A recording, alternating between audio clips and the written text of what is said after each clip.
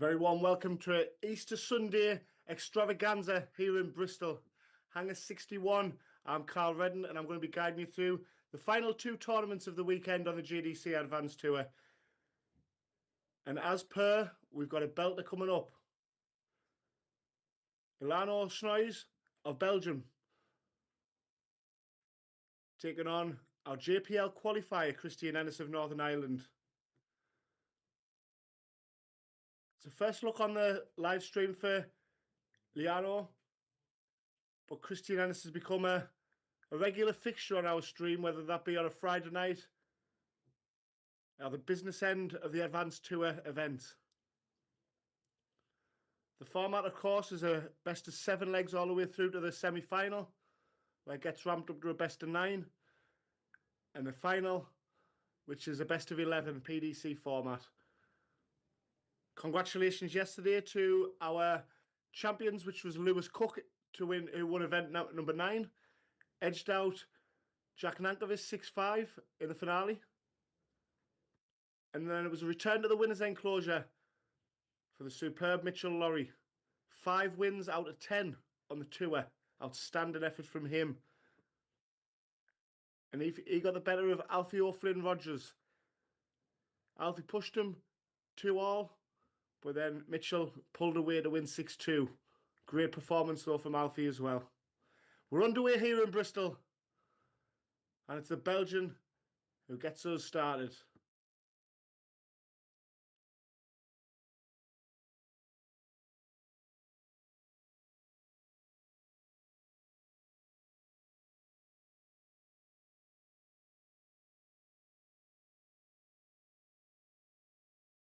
Bringing the ranking table up to see how the Belgian is performing. But Enis has been pretty much a top 10 throughout. Yet to make a final, but he's made several quarterfinals and semi-finals. Yeah, Jano is second of the Belgians. Aaron Derrida is currently sat in 16th. Liano Snoeys is in 22nd. Brilliant maximum from Enis. Laying down a marker early, looking to break straight away. Mightily impressed with Christian. His first year on the Advanced Tour, and he's one of the firm favourites at every event. What a talent. Jason Gusen is down in 25th. And then we've got the former JDC World Champion Lex Passhauser, who's 35th. And I was talking to his mum last night, Lex Passhauser's, and I noted, me and Chris Mason noted on Friday night in the JPL, that Lex is putting the groundwork over the last few weeks, and you can see that as Christian does the unwanted switch from 18s to 9, but it's an occupational hazard, isn't it? And he took it out rather well. He's off the mark with 107 average. 14 dart breaker throw. Happy Easter, everybody.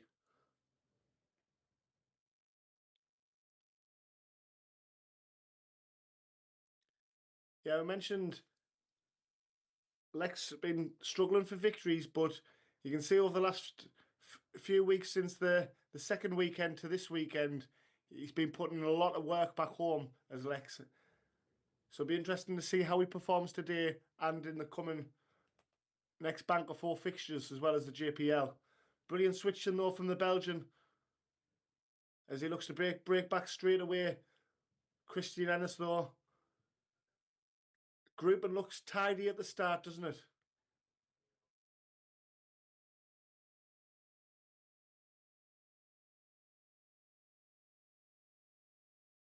Darts, of course, flying over in Belgium, as it is in Northern Ireland. Brilliant darts.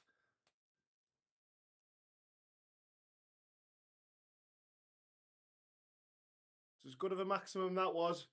A width of a wire away.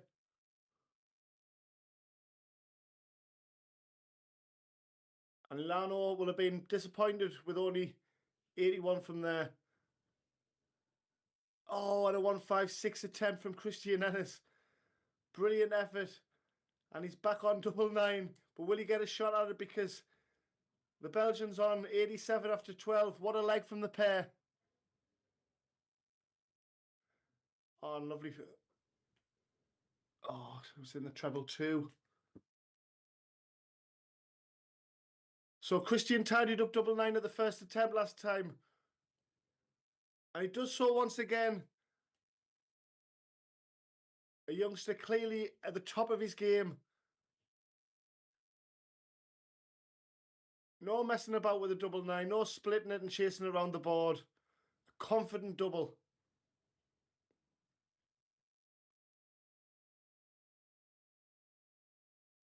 $14 and 16 darts. Of course, that equates to 100 average. And that's been increased considerably after that maximum. And he's in the kind of form where we could be threatening the 9. What a way to start our Easter Sunday that would be. Come on, Christian.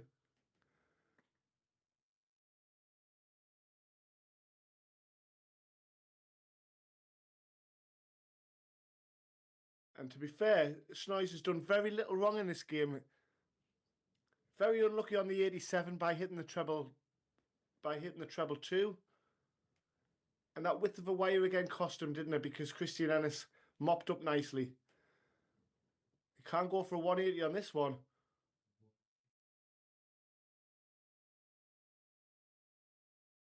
Oh, one of the darts mustn't have been in. Because he certainly wouldn't have been wanting to bust the 181. Needed a treble there, didn't he, to threaten to pressure the 41, but this time it's a single 9 for double 16 to treble his advantage. Looks like a handy guide. Shuffles across, strikes gold, and he's 3-0 up, and he's one leg away from a place in the round of 32.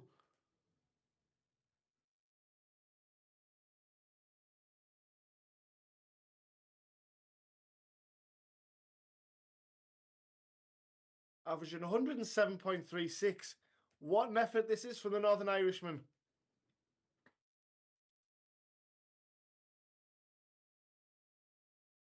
And when you look at the body language, as we say, you pick up these things, and I'm sure you do back at home. Welcome everybody on YouTube, by the way. Thank you for joining us and your support over the weekend of our players. But from the Belgians' perspective, his expressions and his mannerisms, you wouldn't know whether he's 3-0 up or 3-0 down. Handling the occasion very well to see he's 3-0 down. And averaging 81 and change.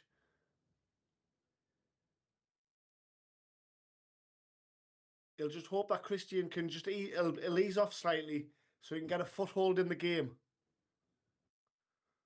The foothold in the game has got very little mileage on it if Christian keeps up the form that he's in, though.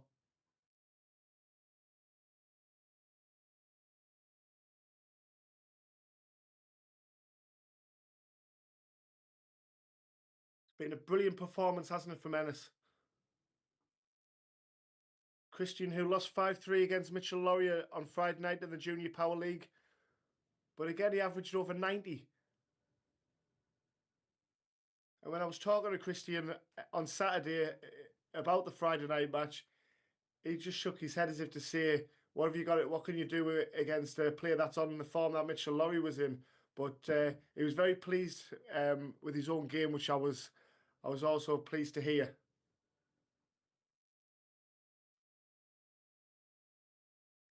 Yeah, great kid is great young man. Sorry, is Christian.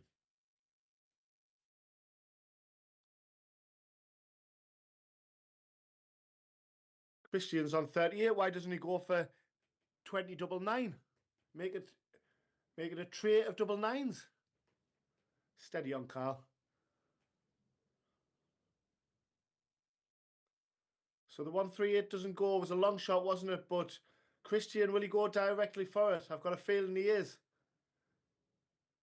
Was aggressive with the first start, rightly so. 2 8s for a place in the round of 32. And he wires it. So an opportunity to get off the mark now for the Belgian. Snoeys will eye up 74. Will he go the 14s or 18s route? As we say, unfamiliar on the stream board, so we're not sure which we prefers. He's eyeballing the double treble 18 by the looks of it. Oh my God, Carl, you should never be a spotter.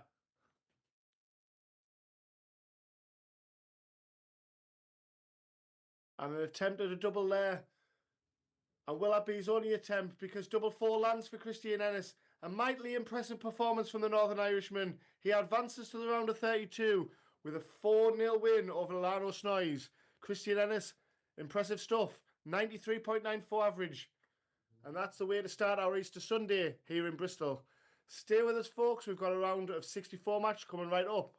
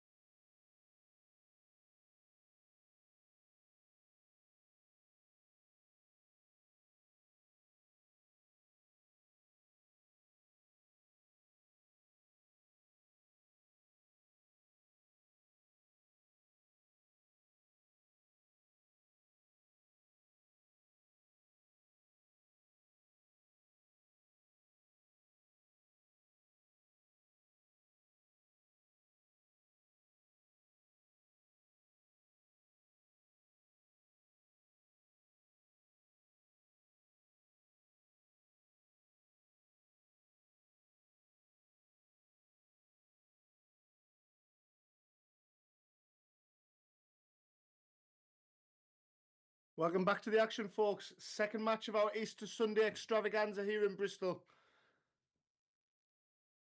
And Christian Enis has certainly laid down a marker on the performance of the first live stream game. And now it's the turn of Frederick Windmill, who reached our semi-final yesterday, who takes on the Welshman Liam Cook. It's the first look at Liam on the live stream board, so be interesting to see how he performs. But we know Frederick Windmill has got the game to go deep once again. He's got us underway here in our second match of a round of 64.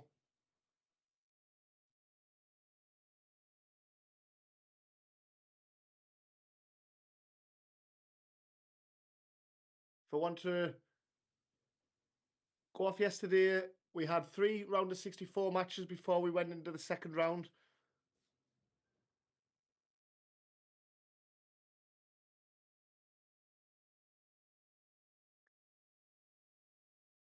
Liam, who's 51st on the order of merit table, and Frederick, who is 18th. So an opportunity for both players in the final 2 events of the weekend to push for top 10 and break the top 50. As we say, the strength and depth and competitive nature of the Advanced Tour.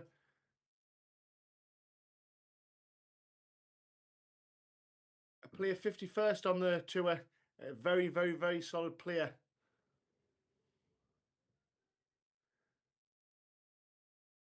Brilliant 2 treble visit there.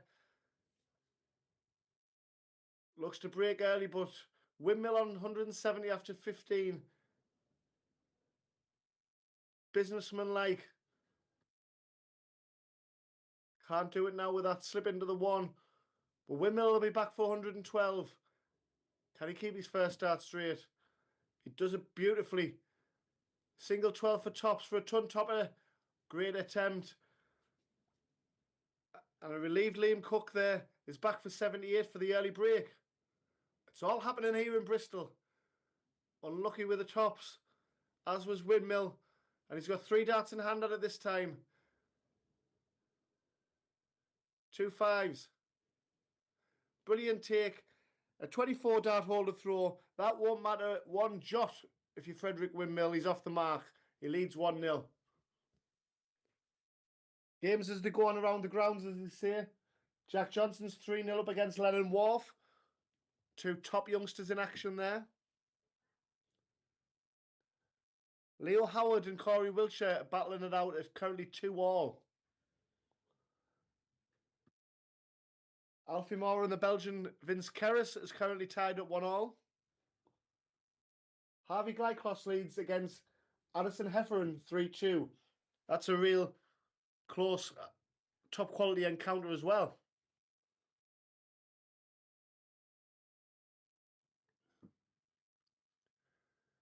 We said last year in Coventry when there was some top round of 32 opening round draws that were established, and it's no different now that the format's up to 64 players. Strength and depth incredible.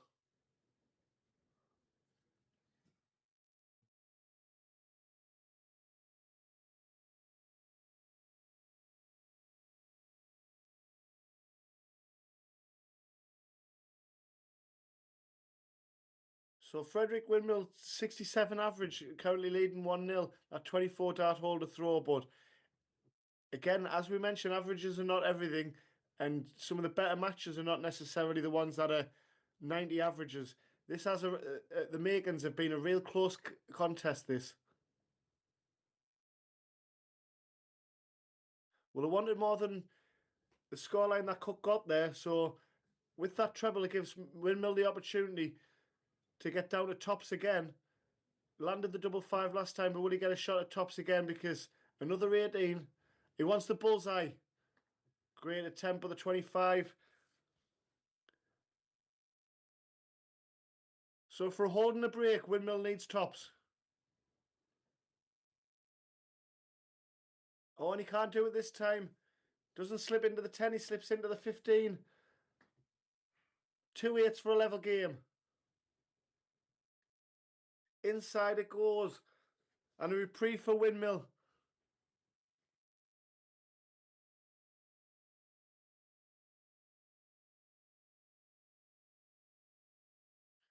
Three more darts wasted. Who wants this second leg?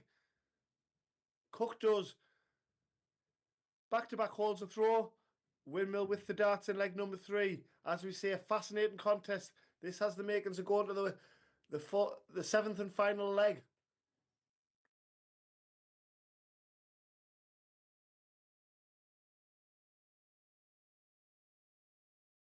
Yeah, Cook hasn't set the world alight himself with his scoring, but he's been on the premises around about the wires. So good darts thrown from both. It just need to carry a bit of luck, and who can pull off the timely 2 treble visit or to get a maximum at the right time. It was a brilliant 100 to set up tops, wasn't it, from Windmill in the last leg, but couldn't execute it. And that leg's forgotten about now. It's a best of 5 from here.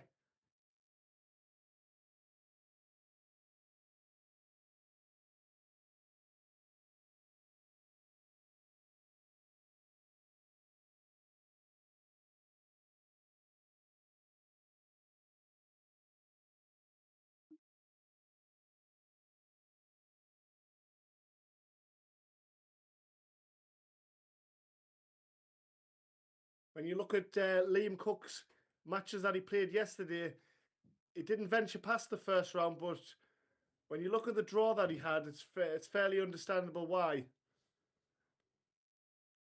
Lost out to the flying Gilden of event 9, and then lost out to Mitchell Lurorry in event number 10, so it doesn't get much of a difficult draw than that.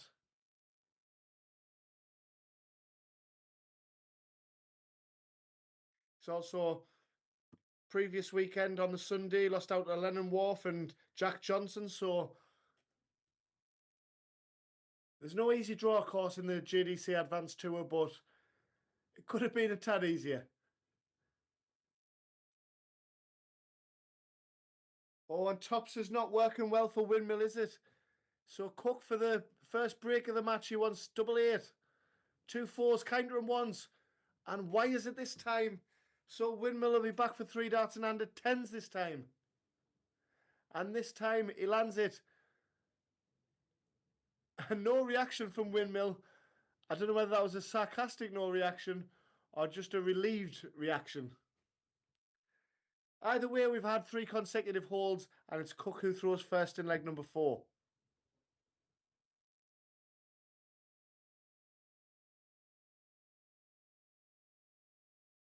The 10k trotters have been outside. And we've got our gladiators at the jockey in Hangar 61.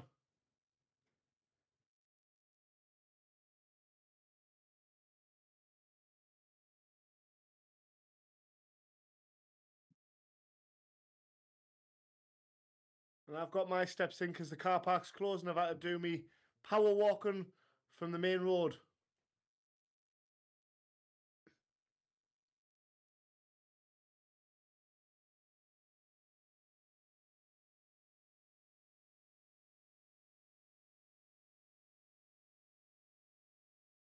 So who will blink first in terms of getting that all-important break? Cook's doing a great job of holding his throw once again. A brilliant 140 there to take him down to 200 after 12.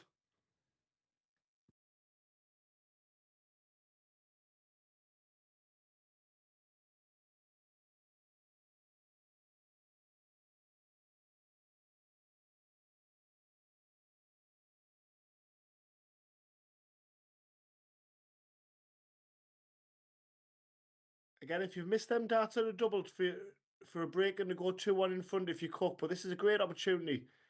He's tunned it down and he nearly tunned it out. But he will be back because 191 will certainly not go even for the class of Frederick Windmill.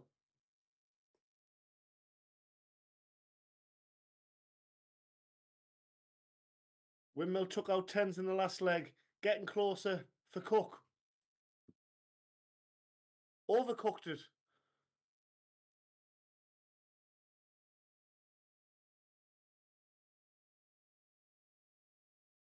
He's fuming with that first start as Windmill, isn't he? Oh, lovely mark of that. And you just knew that he was going to come inside and drag it, didn't you? Commentator's curse back in action, Carl.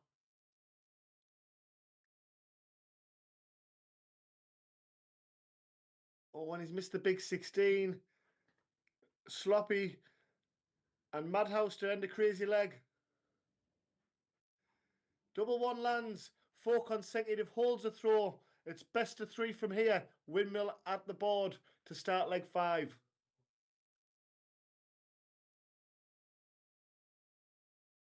But all in all, that was a solid leg there from Liam Cook. And he looks the more settled player of the two right now.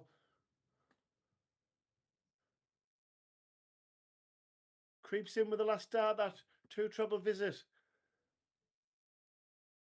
And he pressurises the Windmill advantage of throw early.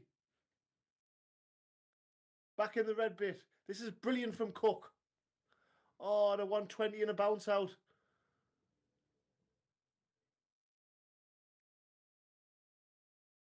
But at least he secured 2 trebles prior to that happening.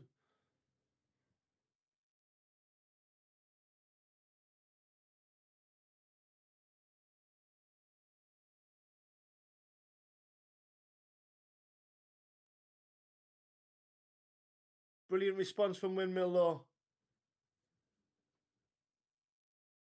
And a 2 treble visit of his own. Leg 5 firmly in the balance. Remember, best of 3 from here. A race to 4. And the second half of this leg, Windmill has really clicked into gear, hasn't he, when he's had to. When his back's been against the wall and Cook's responded. Both players now playing with freedom.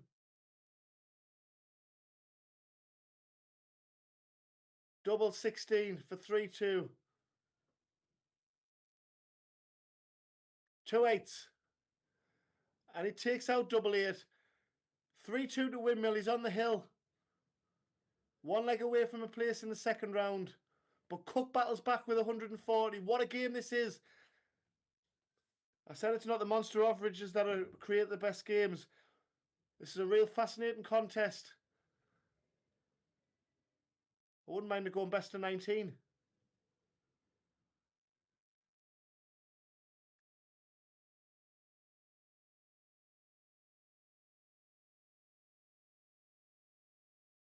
But there was a point in that leg 5 there where Cook looked like he was going to storm away with it, but Windmill responded with a couple of 2 treble visits.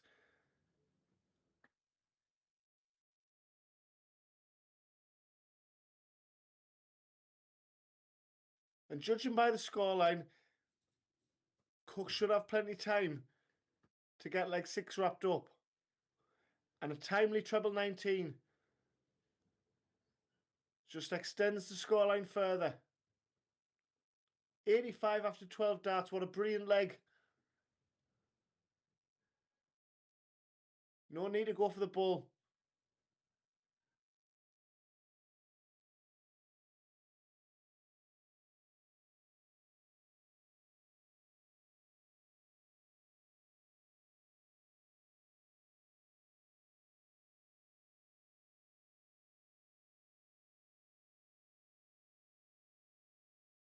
Cook takes it out. We're going the distance. A brilliant leg from the Welshman. Windmill with the advantage of throw in leg number 7. Good luck, gents. It really has been a ding-dong affair. 6 holes of throw. Who will come out on top?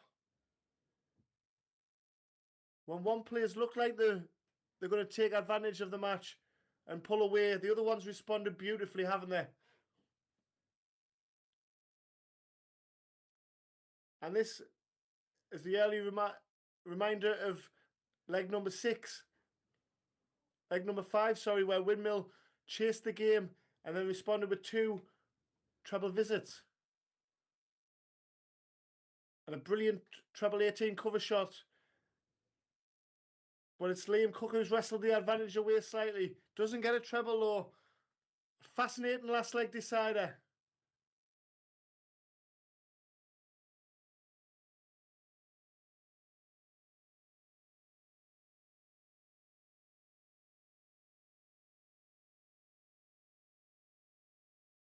Our first dart treble will relax him, and he's found a second treble.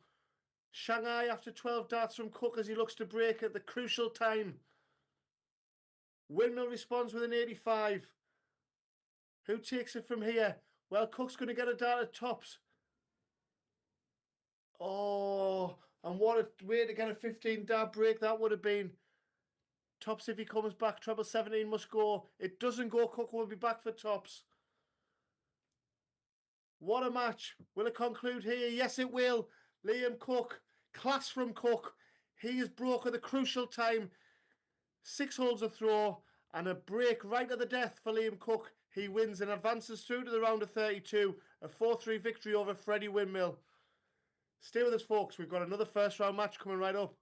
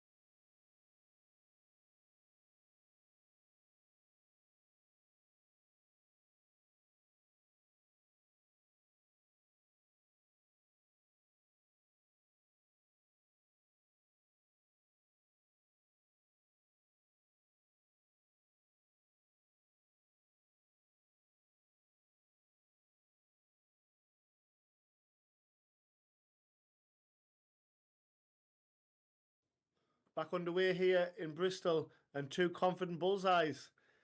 2 bright smiles on this Easter Sunday from both players. Appreciating each other's quality at the centre of the board.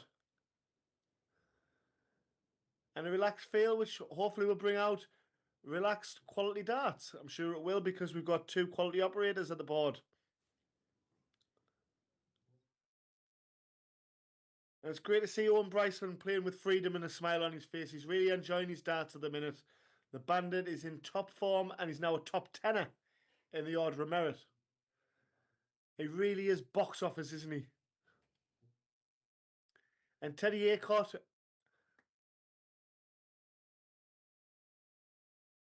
a very nice young man, stays at the same hotel as I do. I have regular chats with him. And he's enjoying his first year on the tour, taking it in his stride. Knows he has the ability, but he knows how good the other players are. So very much grounded with his own game and not getting ahead of himself or over trying. Playing very well within himself. As Bryceland back to business with a maximum. Acott following it. Well, we followed each other with a bullseye. I almost followed him with a maximum. I love it when they do that. Bryceland unlucky with a ton topper to make it 6 perfect darts. Quality leg from the both players. Didn't utilise the marker, didn't need to. Use the bottom of the bed. And it's an 18 dart holder throw. Bryceland off the mark. Kyle Gilden's 1-0 up on Charlie Greensmith. That's going to be a very, very close encounter. Max Young 2-0 up on Jake Hobbs, who reached the semi-final yesterday. Turgle 1-0 up on Junior Howard. Jake Hobbs has turned things around. He's now 3-2 up, after hitting the refresh button. Silly Carl.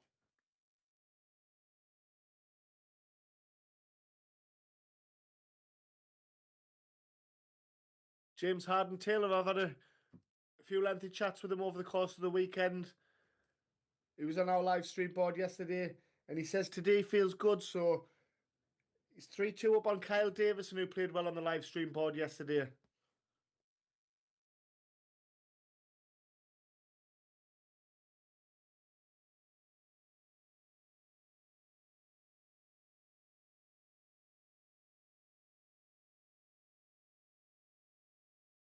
So still with the advantage of throw is Teddy in leg number 2, averaging almost 90. Brilliant performance from him so far. Bryceland with the 18 dart holder throw on the opening leg. And I was about to say it hasn't been a fantastic leg from him since, but he's down to 76 after 15, which is not too shabby, is it? And just like that, we could have another 18 darter. Was unlucky on the 17 or 18th dart. But a leg you feel that he must win here for Teddy. And he's not going to get a shot at it. Had to keep things straight to give himself an opportunity at a double. Bryceland's back for double 4 to double his advantage.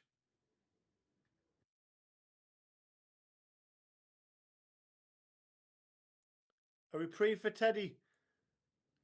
An unexpected reprieve. Really enjoying his darts. You can see Teddy, can't you? 2-8. Got to go. Does go. Brilliant darts. And as in our last game where we had 6 holes of throw, we have 2 holes of throw and Bryceland's back on the board for leg number 3.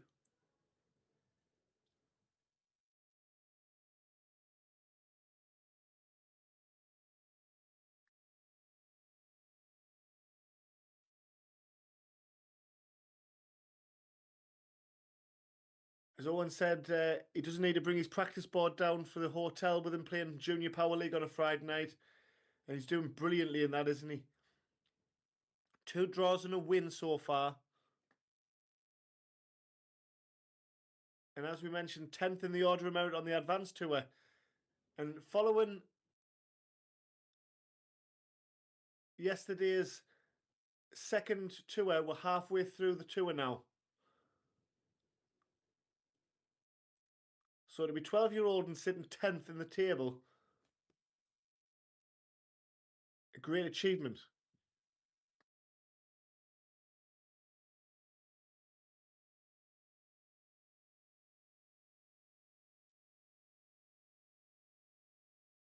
He can turn a leg from 300, 350 and make that disappear rather quick in own Bryceland.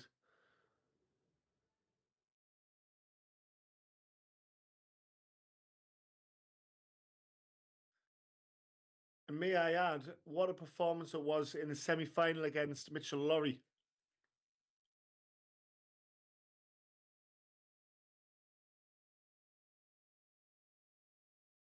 Bryceland will be back for double 12, sorry, 24. Lands with the first dart, so 19 dart follows up an 18 dart holder throw for him. Halfway to victory and a place in the second round. But Acott's done very well with his own throw, hasn't he? And he starts off with an important treble 20. Loses the lie with the last dart.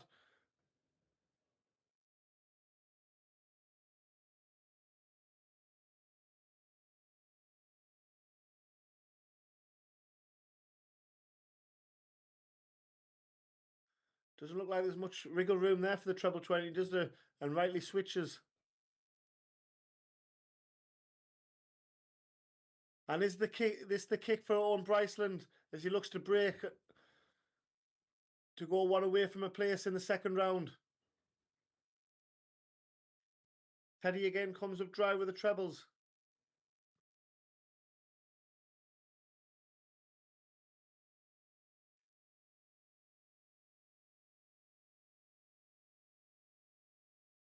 Yeah, it was Taylor James Harden that Teddy had his only win yesterday.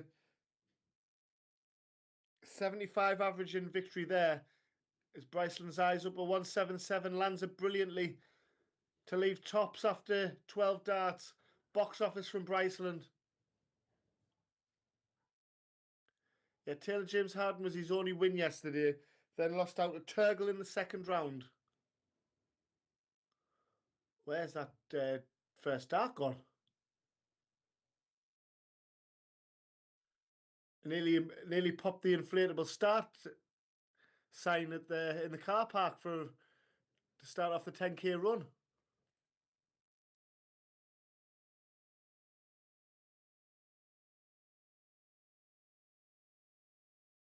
Oh, great second dart switch to the treble 17, wasn't it? So Bryceland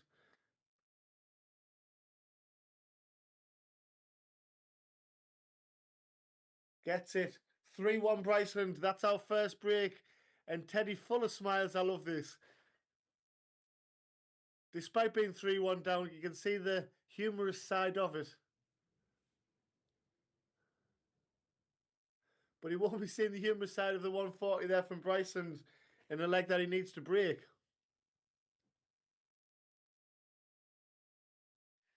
Yeah, and then in the final event yesterday, event number 10, Snoeys was his opponent who we saw in our first live stream game. And he had a 79 average, Teddy did in that game, and lost to a 71. So it just shows you averages don't mean everything. And that was a 4-2 defeat.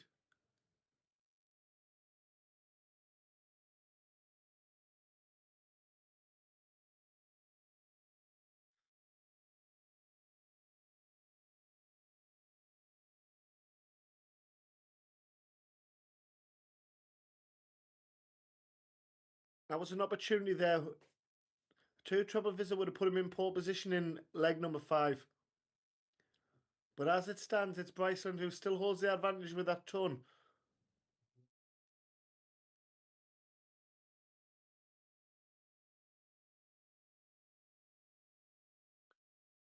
Luke Cox is 3-1 up against Lucas Milligan.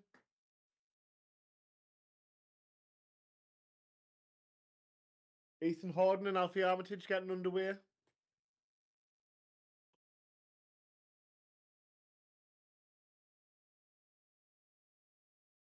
Treble 16 for the double. Oh, and it bounced off the wire.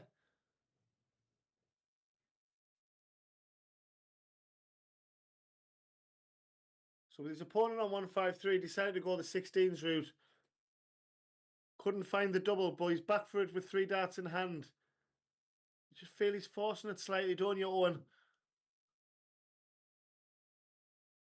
And he's given Teddy an opportunity to stay in the match.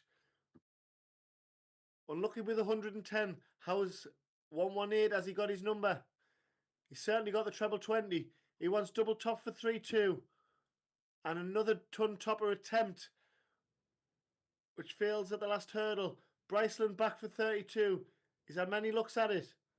Landed it in the last start. In the last leg, sorry. And again, just feels like he's forcing it, doesn't it, on that double 16. And Teddy needs double 10. He's smiling now, all right.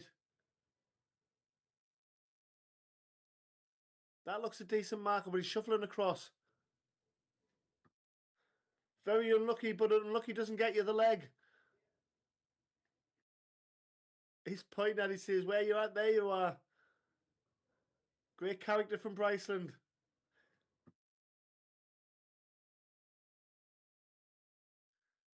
Inside. It's not very often we'll be putting 27 darts and Owen Bryceland in the same bracket, but double, 2 fours. Gets it. And this crazy match continues. But both players, as you say, are finding a lot of humour and a lot of laughter up there. It's great to see our youngsters playing with smiles on their faces. The game played in tremendous spirit. Of course, it's business-like and everyone wants to win. But it's good that they're living in the moment, shall we say.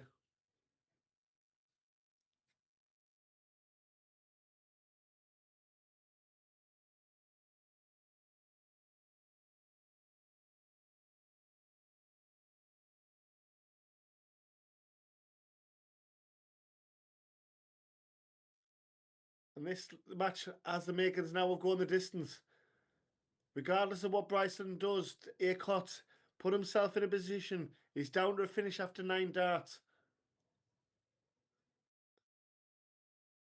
And you can see this is a real step up of performance from Teddy Acott. I'm not saying he didn't play bad on the last time he was on the live stream. He did play very well, but looking at his averages, looking at his form in this game, as he takes out a beautiful 14 dart holder throw, you can see he's really stepped up his game, hasn't he? Deciding leg, good luck, lads.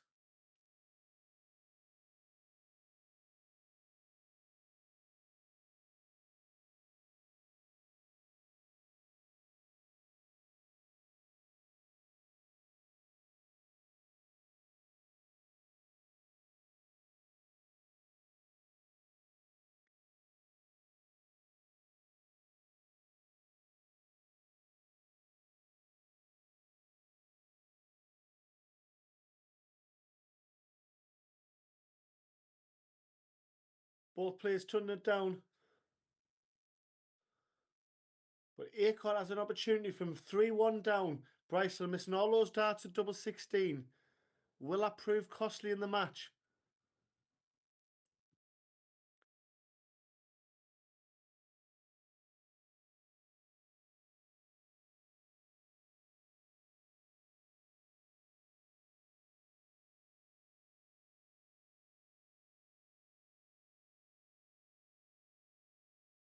Both players kind of mirroring each other's efforts at the board. A snatch from Bryceland. And a treble is needed here for Teddy. Gets the treble. The 1-4-2 was almost on. Either way, he's going to be in a handy position if he comes back. But this is certainly in the wheelhouse of Bryceland to wrap up the match. 92 going. Double 16. Now, this would be ironic. It is ironic. And Bryceland, this time at the first attempt, takes out double 16. A brilliant 111 checkout. And it's brilliant Bryceland who progresses to the second round. A 4-3 tight victory. Hard-fought victory over Teddy Acott, who did fantastically well. What a match. Stay with us, folks. We've got second round action likely coming right up.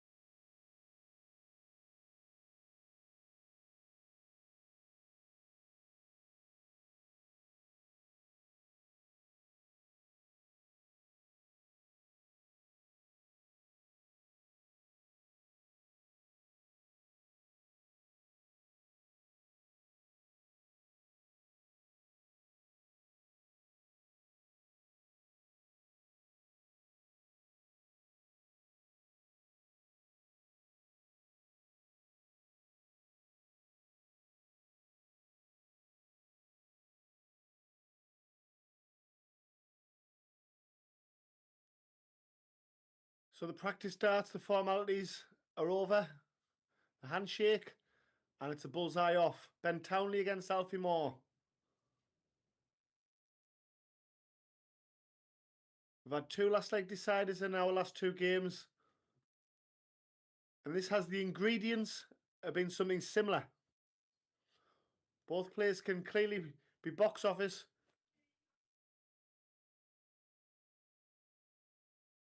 It's Alfie who gets things underway. My partner in crime on Friday night with the Junior Power League, Chris Mason, has been marking my card on Alfie, who plays out the academy up at Chris's place. Up in Ilkeston, I believe. He speaks very highly of Alfie Moore. And Ben Townley, of course, from St Helens. One of the hot prospects to come out of that area. We all know what Ben's about. 9th in the order of merit. He's had a few tough events where he hasn't really progressed, but he did very well in our Junior Power League as a qualifier in its inaugural year, as he lands the first maximum of the match.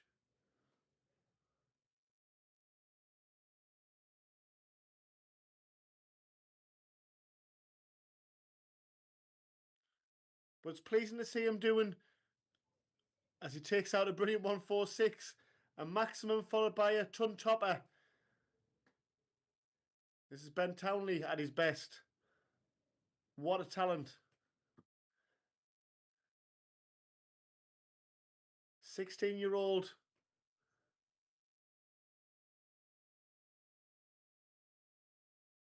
Starting to do very well and find his mark on the senior level as well. Reached the final over in the Isle of Man, which is a real tough event to find your feet in.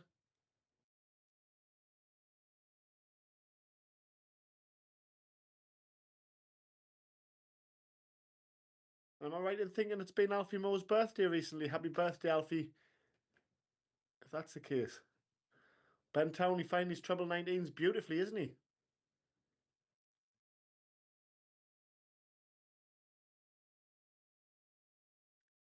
Yeah, looking at Ben Townley, he's had a semi-final appearance earlier on in the tour. He was sat in the top 5, but he's down at 9th at the minute, as we mentioned. He's beat Jack Courtney so far today.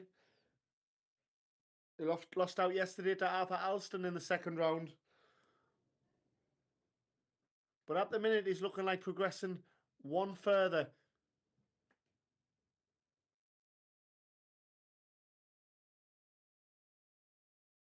Than the round of 32.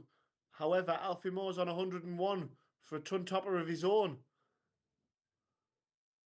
Still a chance. Unlucky there, Alfie.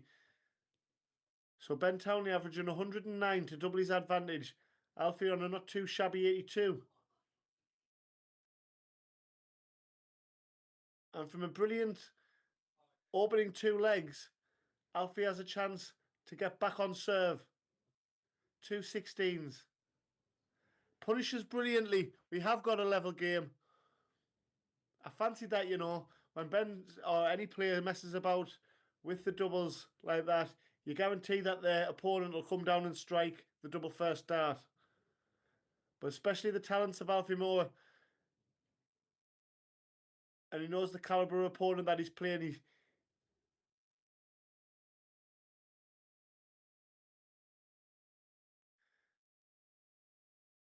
Yeah, Mace mentioned on Friday night that there was a tournament that was on with a double start, and he won £300 first prize that against a hot field. So he's coming into this in big form.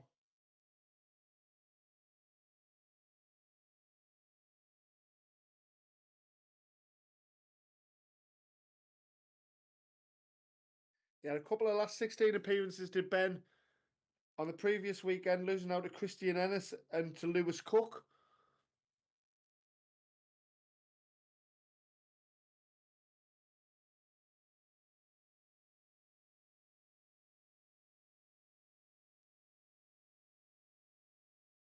And Alfie Moore's beaten the Belgian Enis in the opening round. Enis, who's the lowest player of the Belgians. But I know from speaking to Lex Passhauser the other week that Enis was the qualifier in second place to represent his country. So amongst the Belgians there to finish second in that shows you the standard and the strength and depth of the JDC Advanced Tour.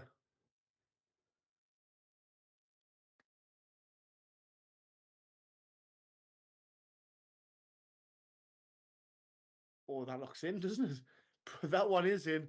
The old double-double, and Ben Townley retakes the lead. We've had 3 holes of throw so far. Sorry, 2 holes of throw on a break. I think all the sugar rush from the Easter Sunday has gone to my head.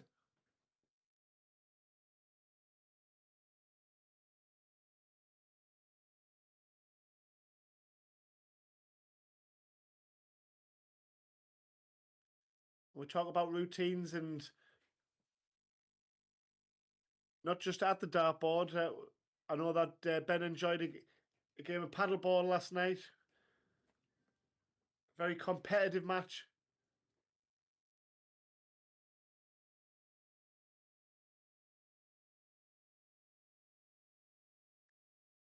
Mitchell Lurorry and Corey Wiltshire was his opponent. And at the other side of the net was Ben Townley and Kaya Basel. And speaking to Mitchell, the tactic was to get Ben Townley wound up. And Ben Townley just blamed his opponent's lack of skills in Kaya Basil. But great to see that the youngsters can relax away from the hockey after the darts is finished, because it's a long day for our youngsters.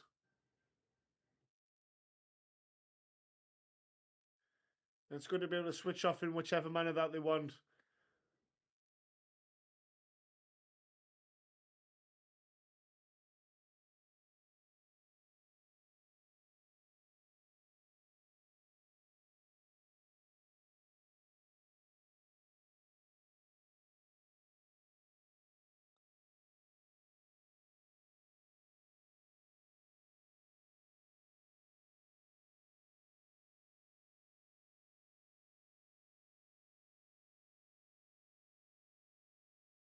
Cements that break a throw with a nice 20 dart holder throw. 3-1 Ben Townley is one leg away from a place in the round of 16.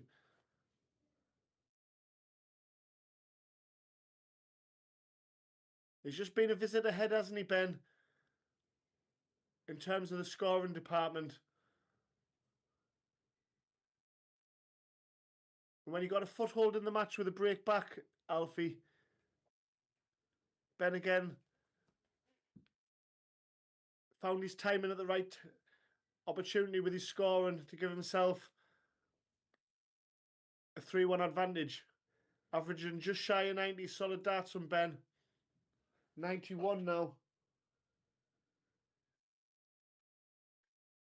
I'm sure we'll see a lot more of Alfie Moore.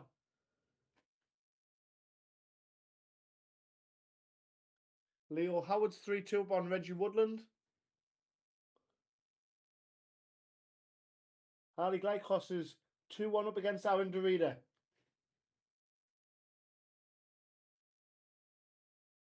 Doesn't need to go for this, but the big fish is on to secure the match. It's still on. Another treble 20. Rubbish, Ben. Only kidding.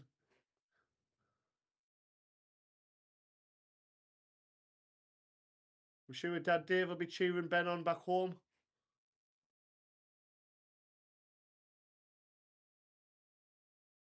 Hi to Dave if you're watching. To wrap things up, double top. Why is it again? But with his opponent on a non-checkout, Ben has time on his side. Alfie will be wishing that he kept closer order.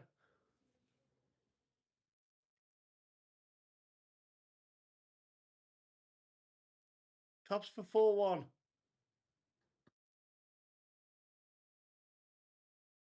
Brilliant from Ben. And a clap of the hands from Alfie Moore, appreciating his opponent's efforts. Great sportsmanship from Alfie there. But it's Ben Townley, an 88.23 average, who progresses to the round of 16. Stay with us, folks. We should have another round of 32 match next.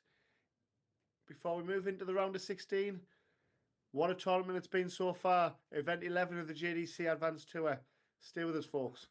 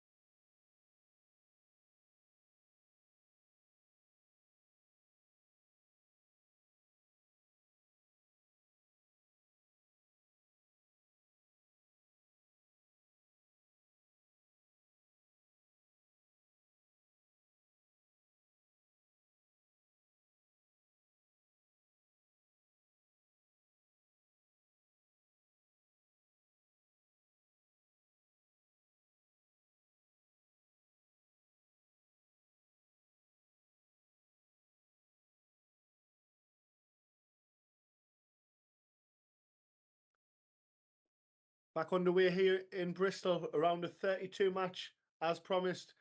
Hobbs against Gilden.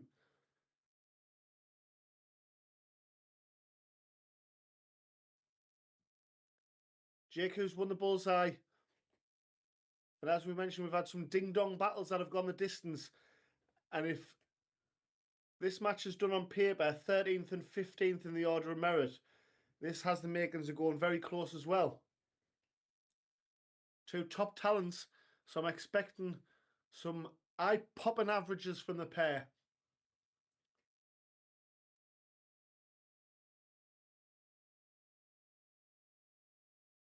I knew Gilden's average wouldn't be 22 for very long.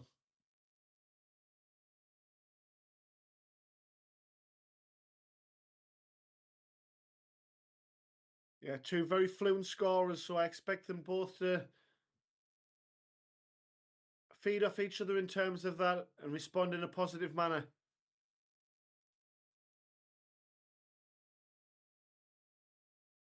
Incidentally, it's Hobbs who's 13th on the order of merit table.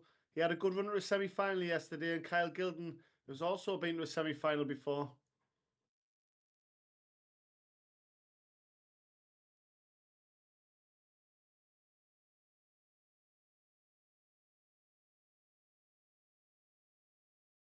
Both potential winners on the day. And I think that's the beauty of the Advanced Tour, isn't it? You can look at 15, 20 players in the table and say if they have a good day, they can all win a tournament, and even deeper than that, perhaps. You have other players where you think not far off making a quarter-final, semi-final. It's all about stepping stones, isn't it?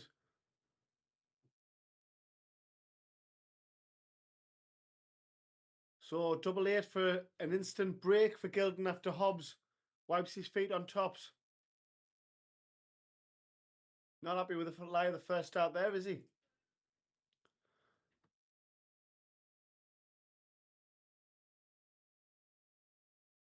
Well, the flying Gilden's not flying, he's shuffling. And he's shuffling in the right direction because double eight lands. And a 21 dart to break a throw. Flying Gilden soars into the lead. Soars into the red bit. 21 dart break a throw followed by a maximum.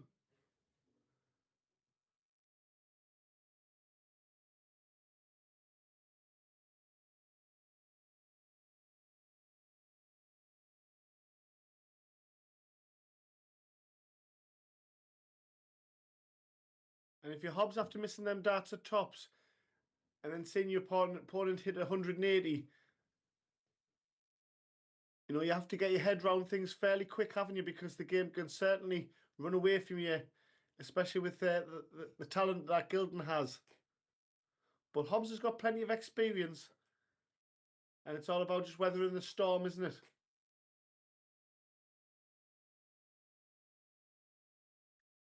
Can he clip Gilden's wings? Well, 78 after 12 darts from Gilden. It might not be in this leg.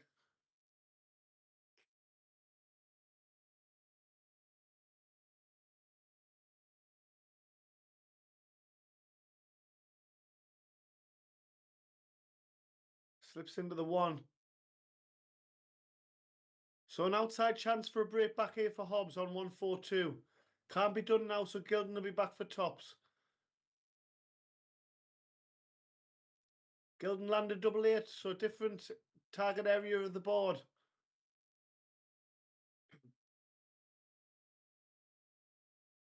Doubles his advantage, double top.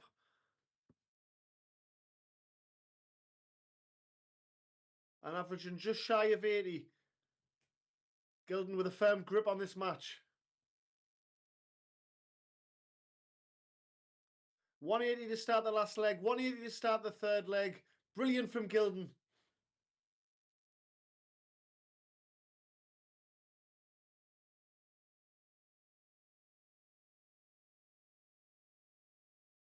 And already after one visit has wrestled the advantage of throw away from Hobbs.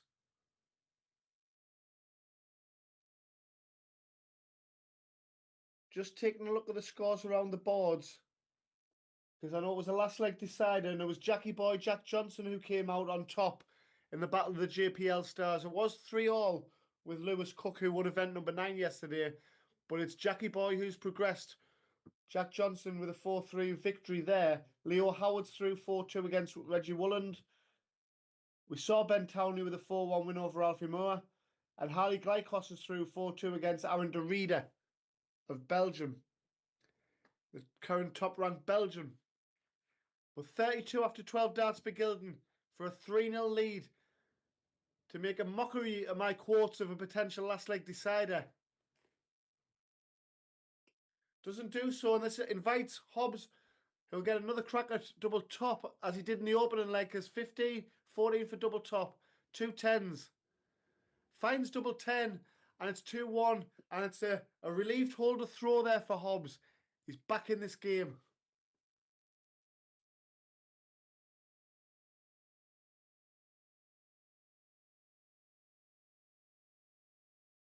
Three 0 down, you assume that the match is done and dusted, but 2-1, and it just gives him an opportunity. He needs to break back at some stage, but if he does, he's got the advantage of throwing like 5 and 7. Sounds easy, doesn't it? But when you play in the talents of the flying Gilden, it's a lot harder. But now Jake is starting to find his feet. 2 treble visits. Important last start there from Gilden. What a match we've got on our hands now.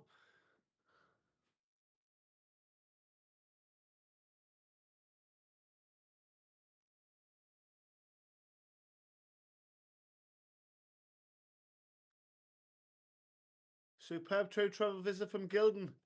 This match is at to and fro in terms of momentum.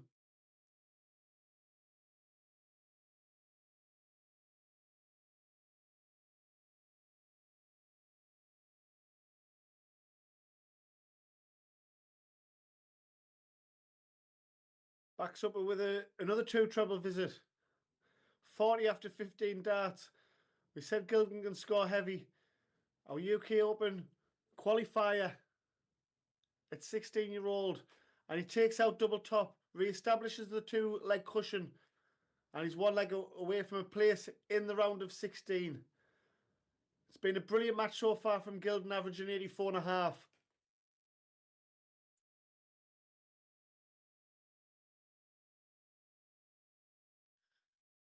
And for the 3rd time in 5 legs, Gilden has kicked off with 180. This is getting boring, Kyle. Only joking. More of the same, please. He's on a 9.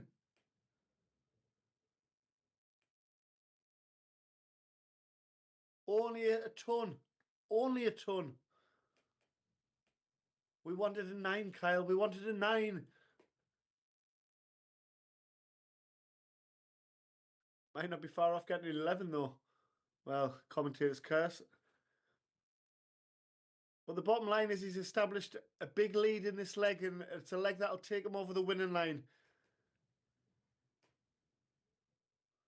When all the joking is put aside.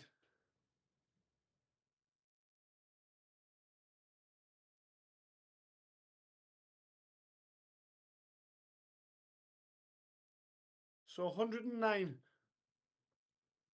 Makes it look easier now. Double 16 for a 15-dart break. Hobbs is back on 252, so I think he's run his race judging by his efforts at this. He kept them straight, but a bemused look from Hobbs. Double 8 for Gilden. Got it with the first leg of the match. Wraps things up. Oh, it doesn't wrap things up. I thought when Hobbs had put his wipe down, the first 2 darts was blocking my view. Hobbs unable to keep closer order.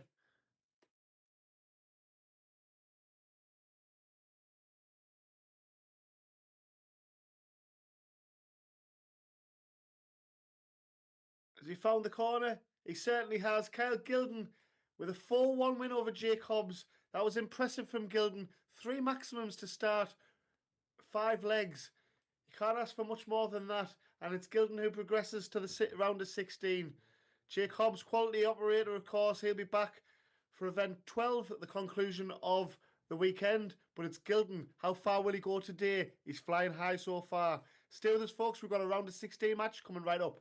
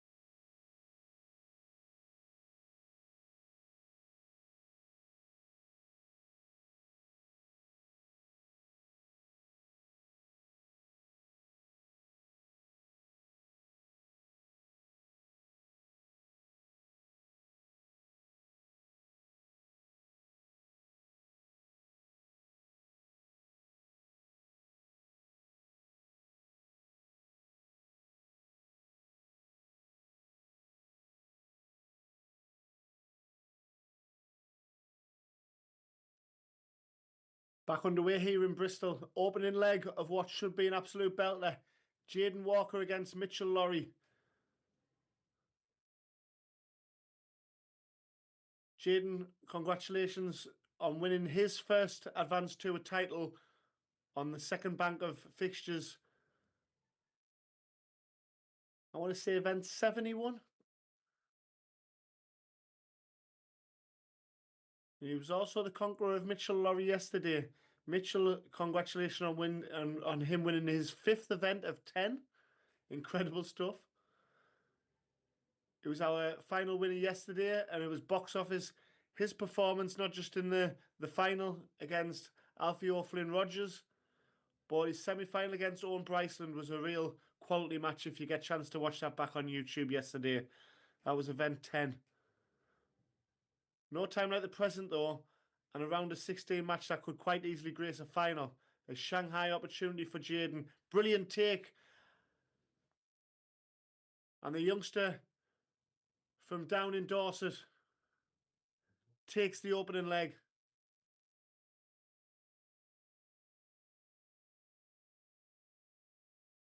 Senior county player is young Jaden down there.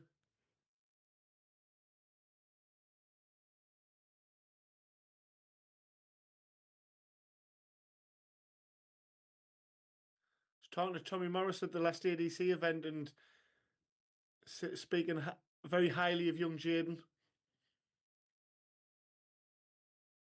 As everybody does, of course. What a talent. What a nice young man he is as well.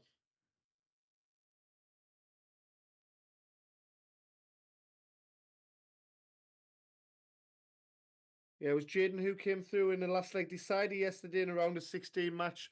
So will Lightning strike twice here? He's going to have to produce some brilliant darts to do so, and that was shown in the Shanghai checkout in the opening leg.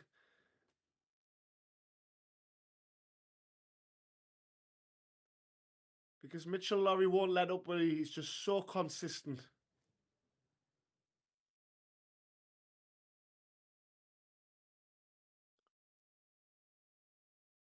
So to double his advantage, Jaden Walker needs tops again. 2 10s. Whips it in, doesn't he? And a 2-0 lead. And as we say, body language and how Mitchell will just stay within himself. He won his first match with a 91 average. Did Mitchell. 4-0 win over Rumsey. And then it was Saxon who he beat 4-3 in the last leg decider. But he said he played like a beep, beep, beep, beep, beep. And I'll let you fill in the blank, shall we say.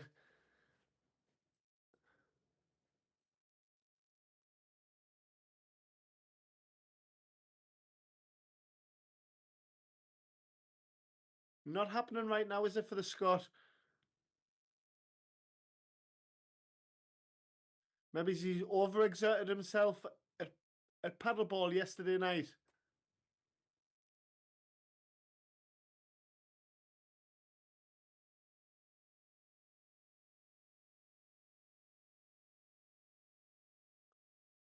And this you feel is a must leg win if you're Mitchell Lurorry, because you've got the advantage of throw, but you don't want to be 3-0 down against Jaden and have to break twice.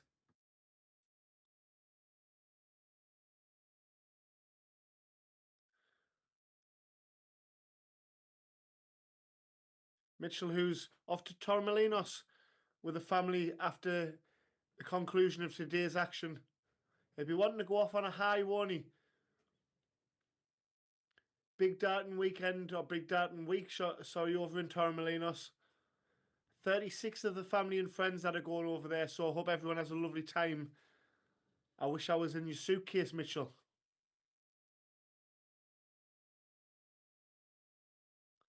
So an important dart at tops, and of course he takes it out. The WDF Senior Men's #1 in the world, JDC World Champion, and that is JDC World Champion darts to reduce the arrears to 2-1. Will we see a spark now from Wee Sox? We saw an instant response from Jaden Walker, though, with 140 away.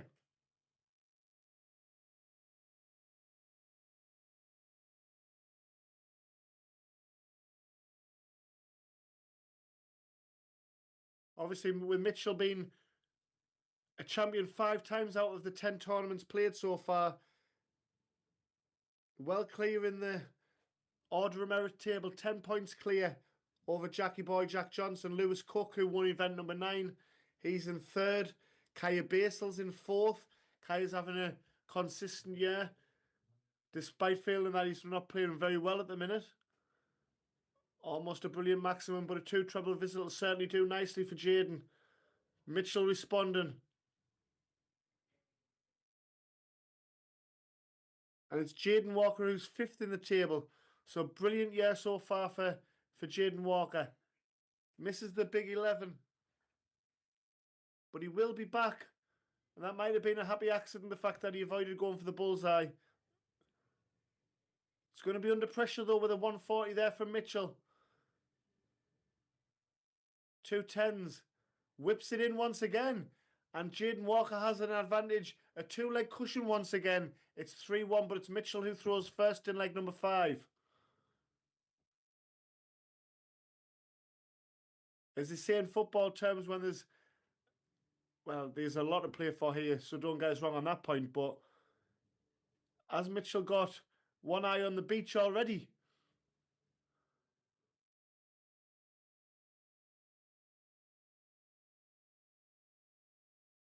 I know he hasn't, but you couldn't blame him if he has. As I'm sat here with my coat on in the commentary box. I think I need a sun visor. Or a green hoose.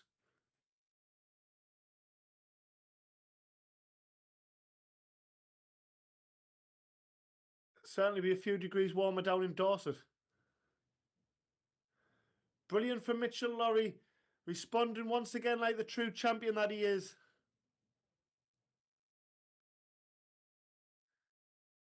And now from the body language and the expressions, he's means business now. So could we get the turnaround on double 5? And he gives Jaden Walker potentially match darts here.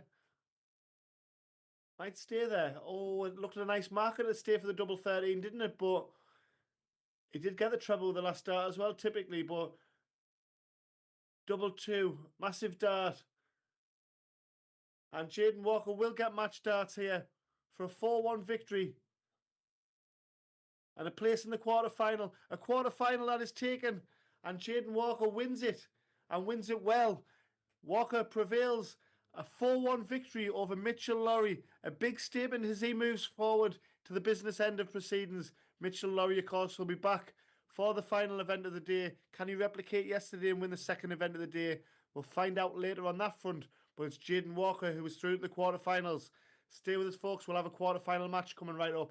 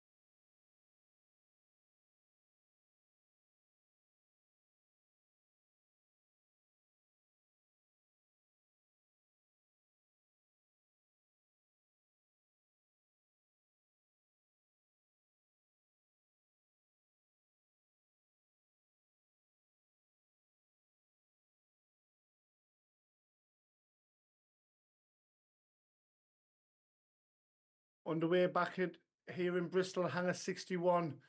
And our tournament director and streaming supervisor, Robbie Long, is hoping to try and cut out the gremlins that are in play following Jaden Walker's epic 4-1 victory over Mitchell Lurorry. So if you're struggling with a stutter on the stream, hopefully that'll be rectified soon, everybody. Alfie O'Flynn Rogers against Junior Howard, our quarter-final match that's just got underway.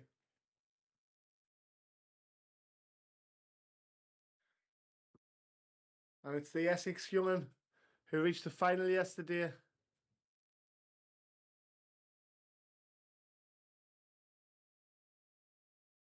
And after he survived my drive back from the hotel following his final yesterday, he's back, and he's back at the business end of event number 11.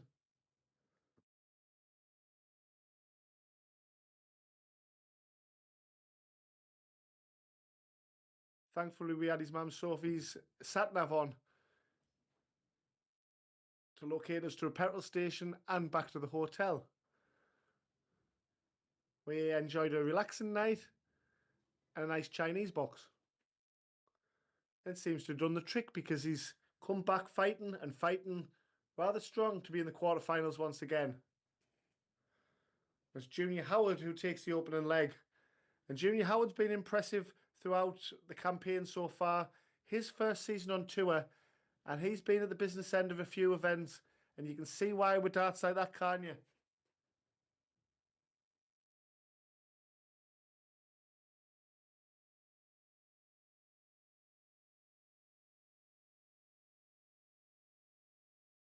Yeah, this has the ingredients of being a real top quality affair, doesn't it? I'll keep you posted on what's happening around the boards.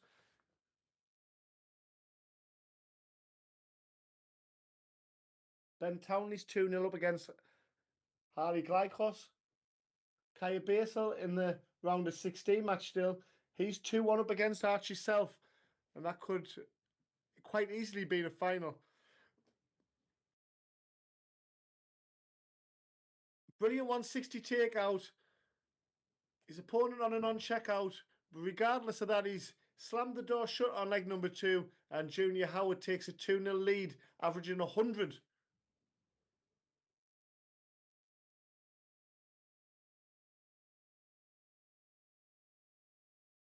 A 160 checkout on our stream board. You can't ask for much more than that to double the advantage against a player in such a hot streak as Alfie O'Flynn Rogers.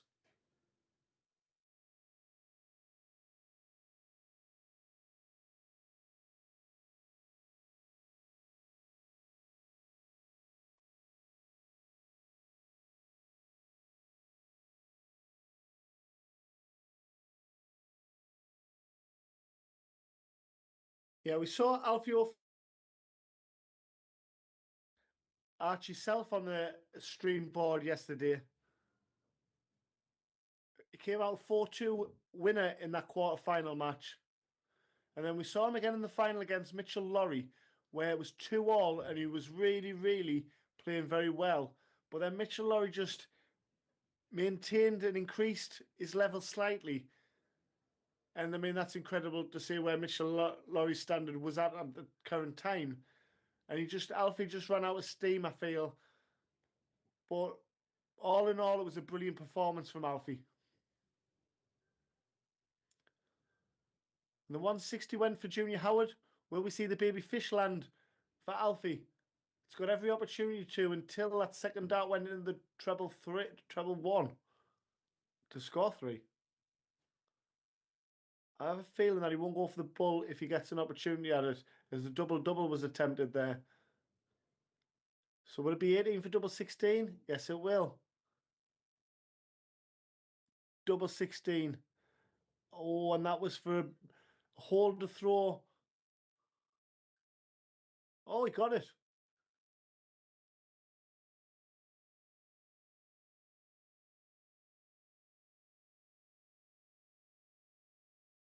That angle and my darts combined had me rather confused there, but off the mark is Alfie O'Flynn Rogers.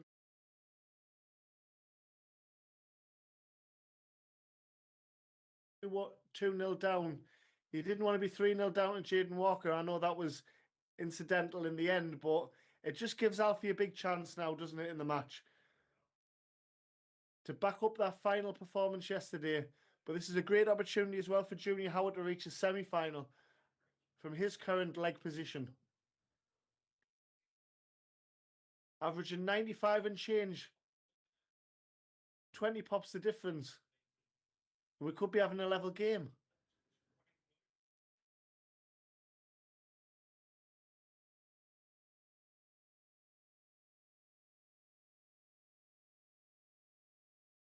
So 74 going for 3-1.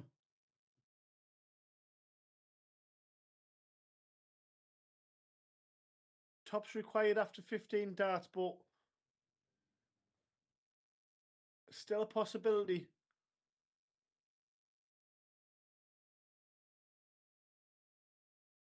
So it's been a really consistent performance this from Junior Howard.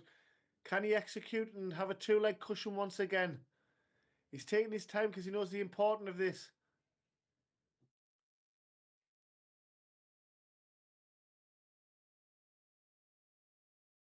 Is there an issue with the scoreboard? It seems to be rectified if there is.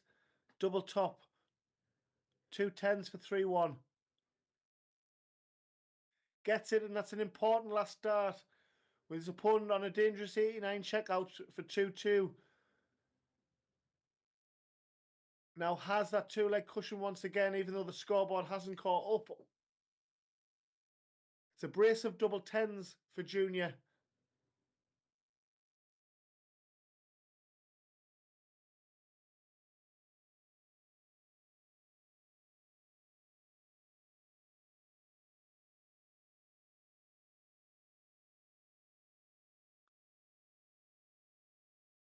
While the Gremlins are at work, it seems like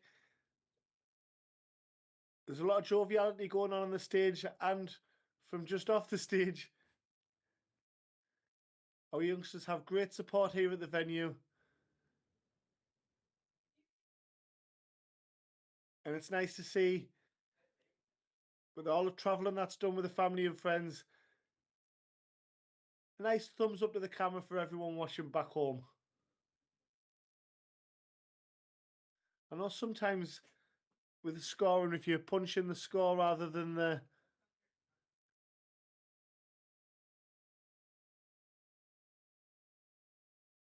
typing it in individually, that it can reawaken the gremlins. But our tournament director, Stream Supremo, because he's got rid of the stuttering, and now scoreboard specialist, Robbie Long, seems to have rectified things. Is there anything that Robbie Long can't do?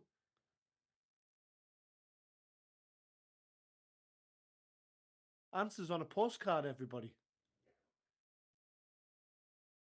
And just as the commentator's curse has come out again, has Robbie Long sorted it out? Because why are we still waiting? There must be something else at work. Robbie Long, Robbie Long, Robbie Long. Back underway here in Bristol. And back in the red bit with a maximum. That was worth the wait, Alfie. Oh, it's just practice starts. No way. Take them back. They all count. After that slight delay, they're having 6 to 9 darts, possibly 12. Who knows? Easter Sunday. There we go. Fist pumps and back underway here in Bristol. And back in the 180s, Alfie O'Flynn Rogers, brilliant darts.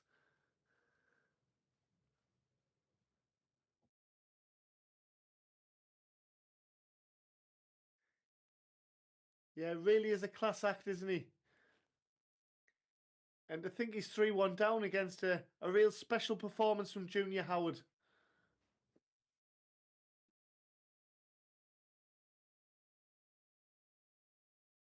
While all that shenanigans was going on, I'll give you a little update on what's going on around the boards.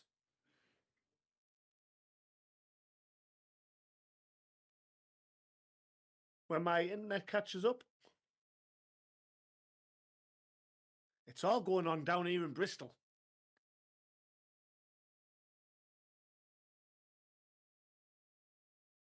I'm very pleased that the streaming sorted out. That's the main thing, so we can see the darts.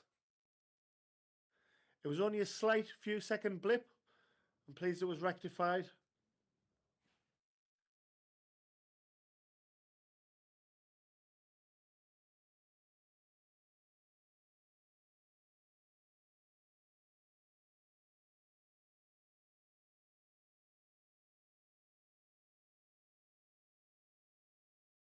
So we've seen a brilliant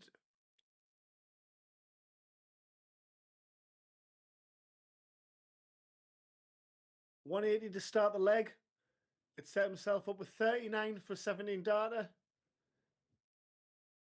18 would have done, but Junior Howard to end the match in style. Not going to be done here, so Flynn Rogers will be back for 32.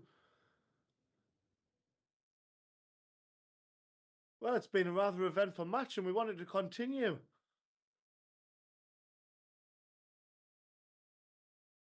That looks... Yes, that was good. Alfie O'Flynn Rogers reduces the arrears back to 3-2. He's still fighting in this game. Junior Howard, though, gets an important treble, 96 away. Alfie looking to kickstart another leg with a maximum. Does so brilliantly, doesn't he? Unbelievable darts there from Alfie. What a match we've got on our hands.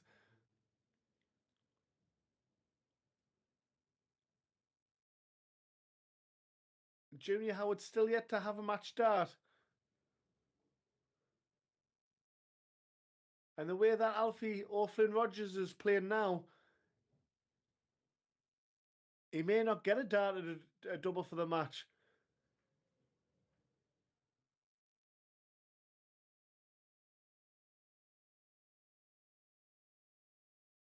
Responds brilliantly, doesn't he? That's an excellent response from Junior Howard. 164 after 12. His first to a finish.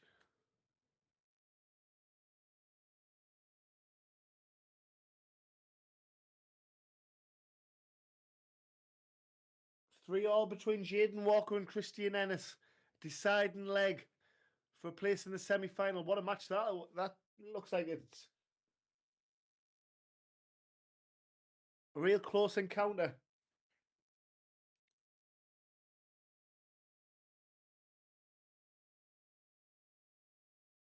So Flynn Rogers needs tops to take us the distance.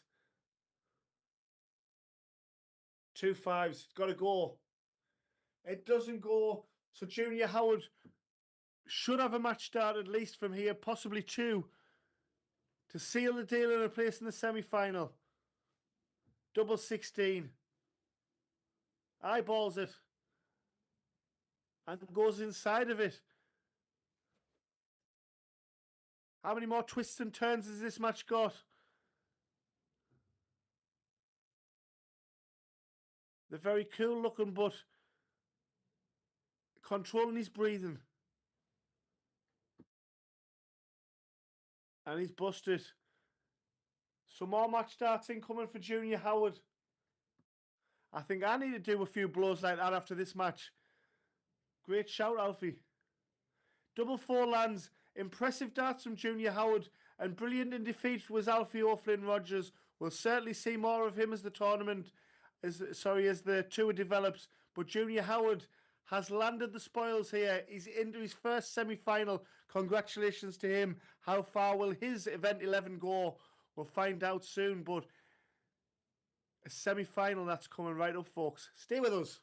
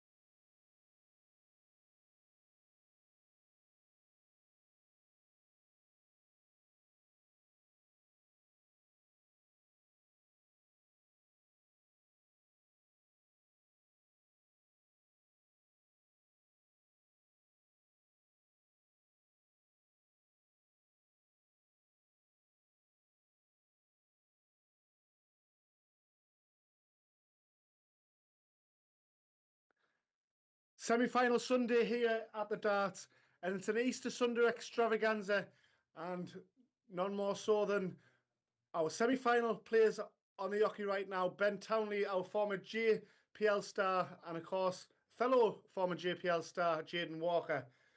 Congratulations to them for this deep run of the first event of the day.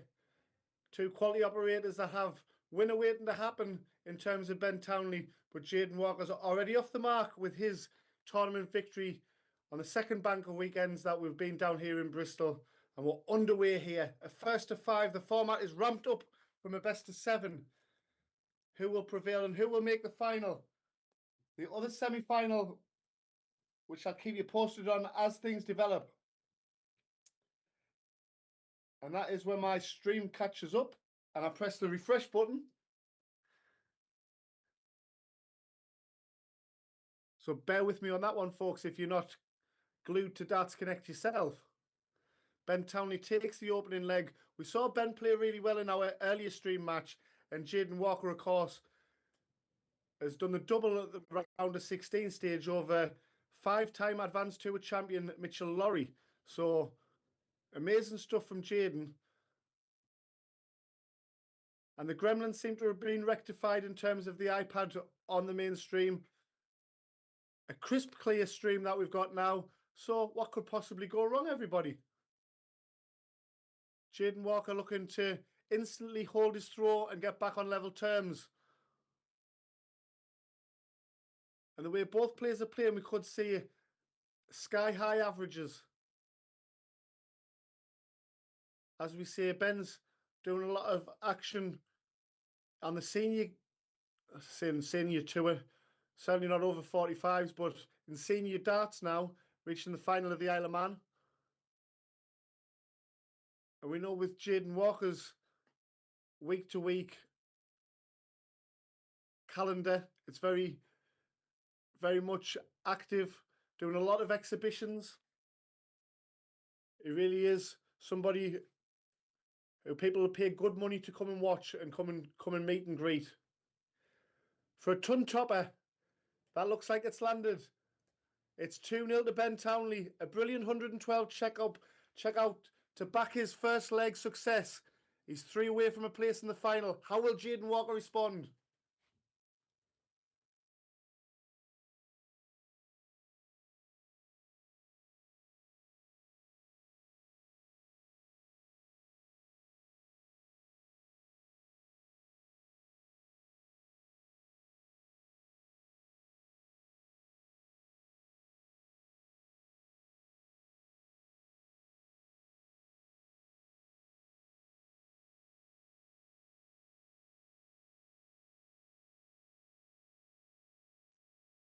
So we saw Junior Howard get through. That was our last live match. So we're still waiting on a quarter-final match. Arthur Alston 1-1 against Kaya Basel.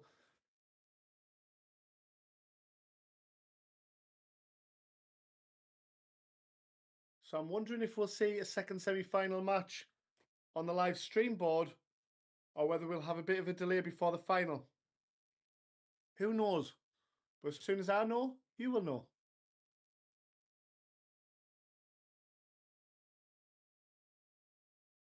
But again, Ben Townley averaging 90. It's brilliant darts from him. He averaged in the high 80s in the last game, but averaged over 100 for much of the match.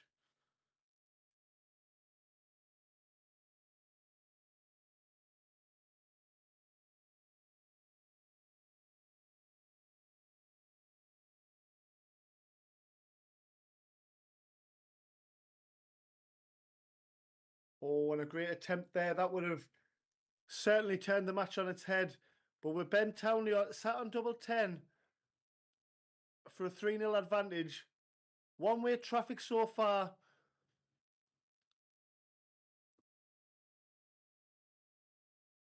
But Jaden, a bit like a Lewis Cook, you know, a real fighter. So he certainly won't give up on this game. And why would he? It's a silly statement, Carl, but Jaden Walker certainly is one of the players that fights for every visit to the board. Great temperament. And he's put himself in prime position to get off the mark here. Back comes Ben.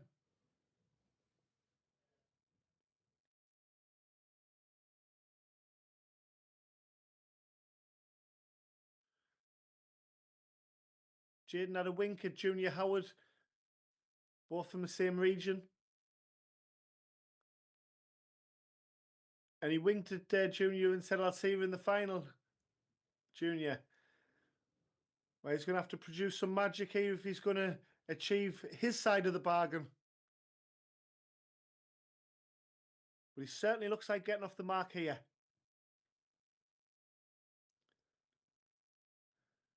Shanghai to leave double 10. He whipped in a couple of good double 10s against Mitchell Lurorry, didn't he?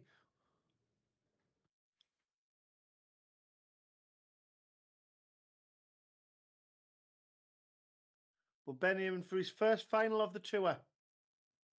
Brilliant double 10 for Jaden Walker. He's off the mark. And the position that Jaden finds himself in, a break back will only get him level, so he needs 2 breaks at some stage to win the match, which makes his task even more uninviting. But 3-1 certainly better than 3-0, so he's given himself a chance, hasn't he? And for Ben Townley, we know that he's got a couple of 15 darters in him, so a 12 to 15 dart range, so it's going to be a fascinating climax to this semi-final.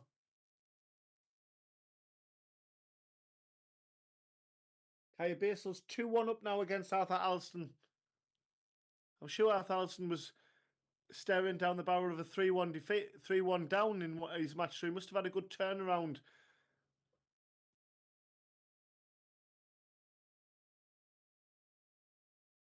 That was maybe an early round in this event, so just shows you how coming through a tricky match can lead on to bigger and better things. And this is against the throw, and a brilliant switch, wasn't it? And a very unlucky third dart. And you don't want them kind of things when you're 3-1 down, dear. But what a switch it was with the second dart. Of course, the second treble 19 would have left double 18.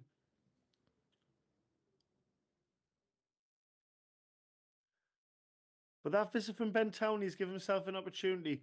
Treble 17. Can't finish now, so Jaden Walker's back for 2 legs on the spin. Ben Townley got 3 legs on the spin.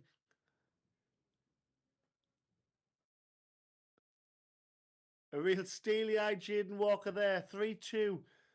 What a match we've got on our hands. And in the red bit, brilliant from Jaden Walker.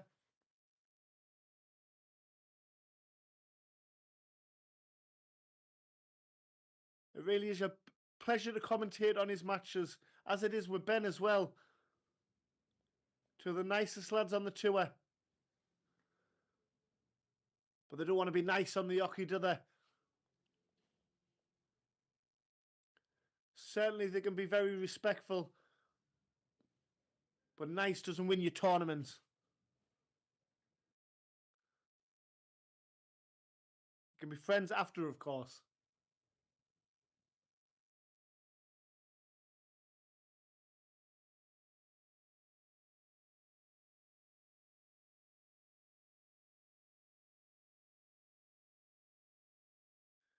Of course, with the junior competitions that they've got in the Advanced Tour, they'll be very familiar with each other's games and personalities.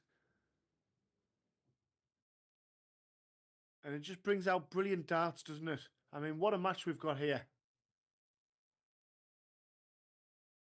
A treble would be handy for Jaden Walker.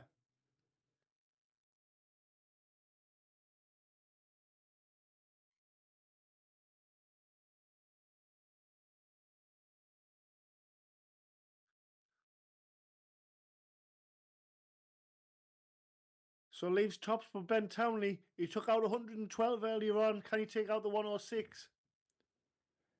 It's got every opportunity now. Unlucky on the double 18. So Jaden Walker for 3 legs on the spin of his own.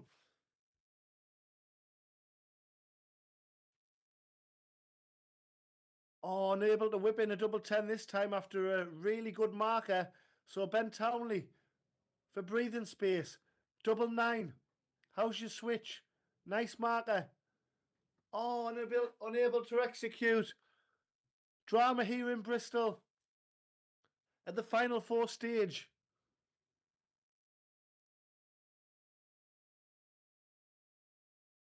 More drama, more misstarts.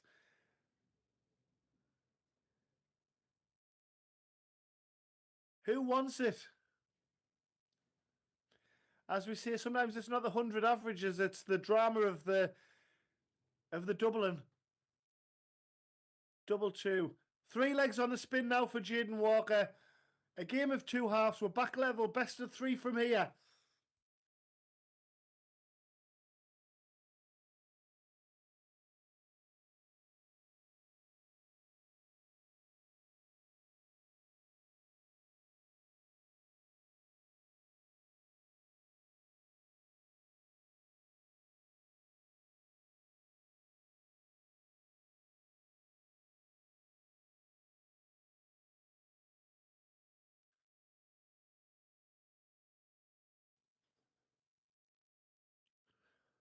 So all the momentum now with Jaden Walker, but Ben Townley has the advantage of throw and just about maintaining it. The wheels haven't fell off for Ben Townley. It's just Jaden Walker stepped it up, hasn't he? Did miss them opportunities at the double to go 4-2. But knowing Ben's temperament, he'll window wipe from that. And he's doing just that now. Brilliant from Ben Townley. And they'll be dancing on the streets in St. Helens if he reaches the final.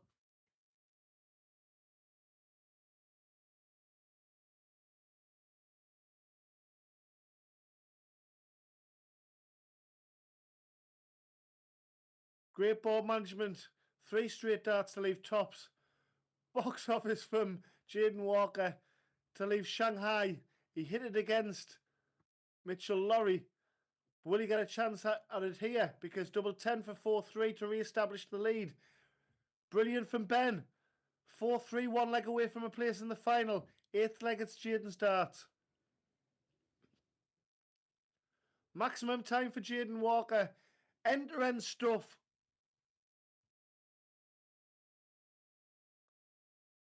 What a match, what a semi-final here at Hangar 61.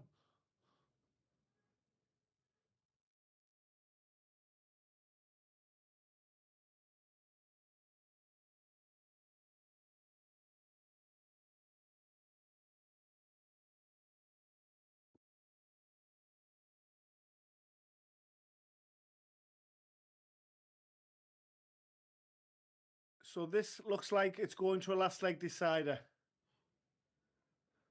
But Ben Townley has other ideas with a 2 treble visit, but still very much in the hands of Jaden Walker. Leg number 8. Down to 68 after 12 darts. Back-to-back 2 treble visits for Ben Townley. Hot on his heels on 76 after 12. And he will be back 76 for the match after Jaden misses the big single. Double top for the match. Oh, 1 match dart miss from Ben. And a relieved Jaden Walker will be back for 32 to take us all the way in this semi-final. We are going all the way. It's a 16 dart hole to throw for Jaden Walker. A fist pump. Best of luck, lads, for a place in the final at stake.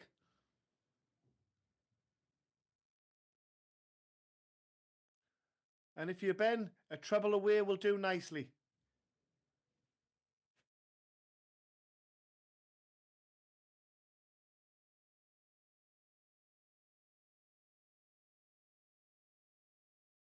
Back-to-back trebleless visits from the pair, but it's a little damage with Jaden getting a trebleless visit.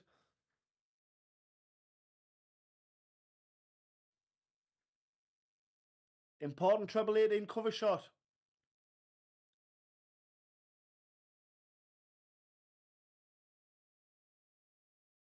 Who's going to produce the magic at the right time in this deciding leg? You just know a 140 or 180 is just around the corner. From either player, both more than capable of doing so.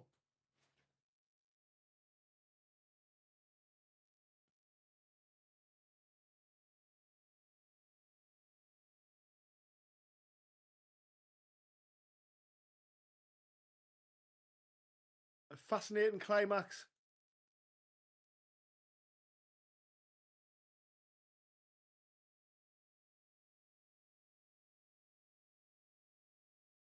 Can't finish on 168, but a two treble visit there from Ben Townley puts him favourite for the match. Most certainly favourite now after the treble 19 doesn't go for Jaden. 47 to wrap things up. Single 15 secured. That's the hard part done. Double 16. There it is. A relief Ben Townley from 3-0 up, pegged back to 3-all, but gets over the winning line with two back-to-back holes of throw. Brilliant from Ben Townley, averaging just shy of 80. Brilliant effort also from Jaden Walker. He'll be pleased with his semi-final run, despite being disappointed not to make the final. But it's Ben Townley who was our first player into the final. Stay with us, folks. We'll have the final coming right up.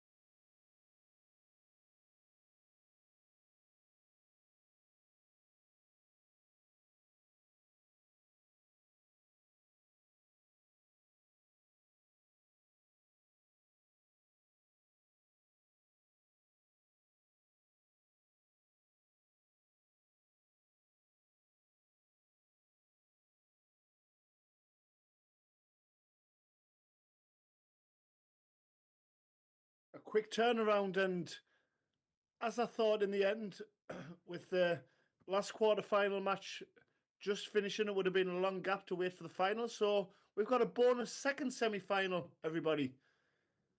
Junior Howard, who we saw perform very, very well in our quarterfinals against Kaya Basel, our Junior Power League star from Burnley.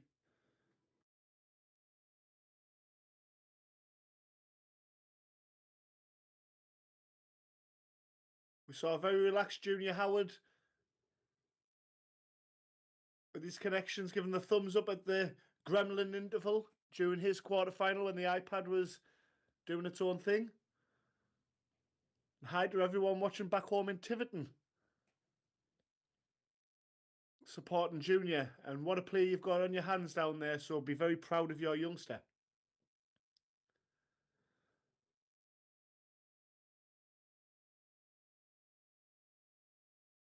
The same can be said for Kaya back home in Lancashire.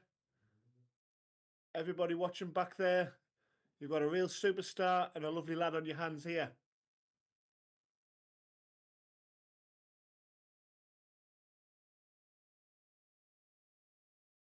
Real tidy opening leg for Kaya, holding his throw. 36 on a checkout after 12 darts.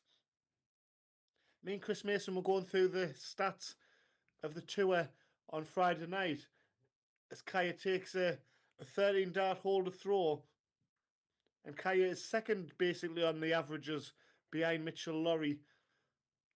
When you're thinking high 80 averages after 10 events, when you think that 10 events is not just one match, he's won an event and he's got to a final of another event. For the amount of games played to have almost a 90 average is really, really consistent, isn't it? It's tour card player waiting to happen.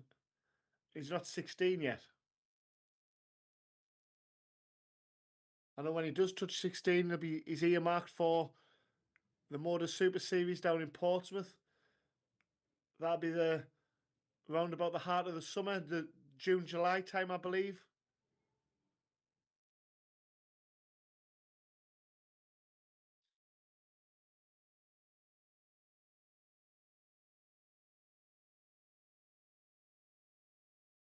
Kaya came through 4-1 with a 75 average against Arthur Alston. Done enough there to win with a bit of a cushion. And of course, we saw Junior Howard win 4-2 on our live stream board against Alfie O'Flynn Rogers.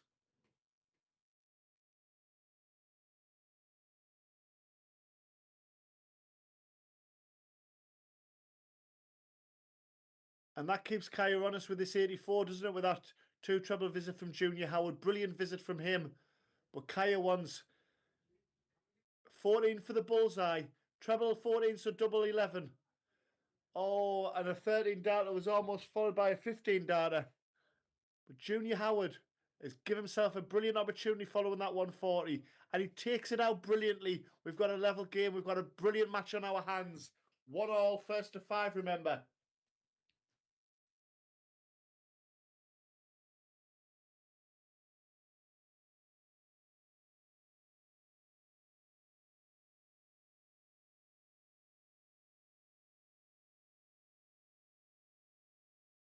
Kelku again dominant early doors on his advantage of throw. But that was a very timely 140, wasn't it, to leave the 44? And yes, it relied on one miss from Kaya Basel on the double 11, but it was a brilliant setup from Junior Howard.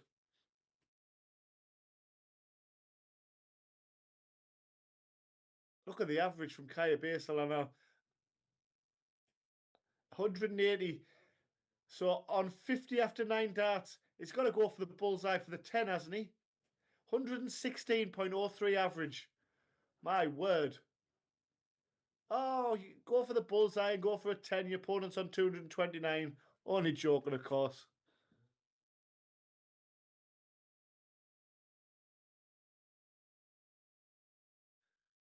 Yeah, Kaya knows best, believe me.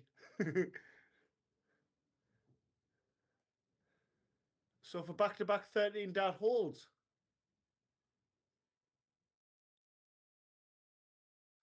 It's been an area of Kaya's game where he's been struggling to finish off legs when he's had a healthy advantage, but absolutely not the case here, is it? So it's good to see Kaya rectifying a few. Not an area of a game that he struggles with because he clearly doesn't, but it just on the odd occasion where he's struggled to wrap up legs early. And it just gives your opponent a bit of confidence, doesn't it? But not on this occasion.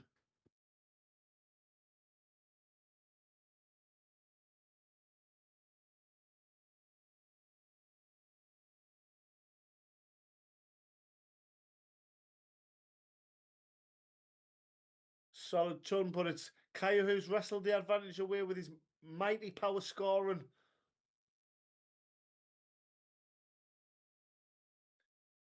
Halfway through the fourth leg and still averaging 107.5. This is championship form, isn't it, from the Burnley Massive?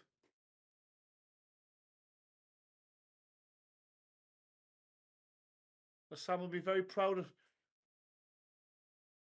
of a youngster.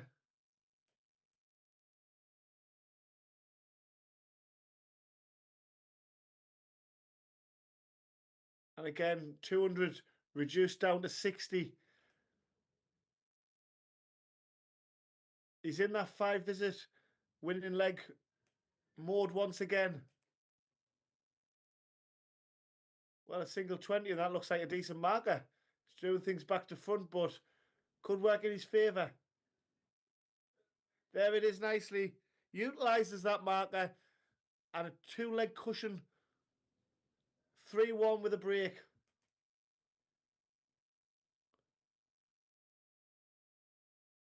A 15-dart breaker throw it was there. Some absolutely tremendous legs here from Kaya Basel. And if you're Junior Howard, you just got to try and weather the storm, haven't you? Because can Kaya keep this up? Absolutely, he can. But Junior's playing good darts himself, and he's just got to play his own game and keep tabs on Kaya.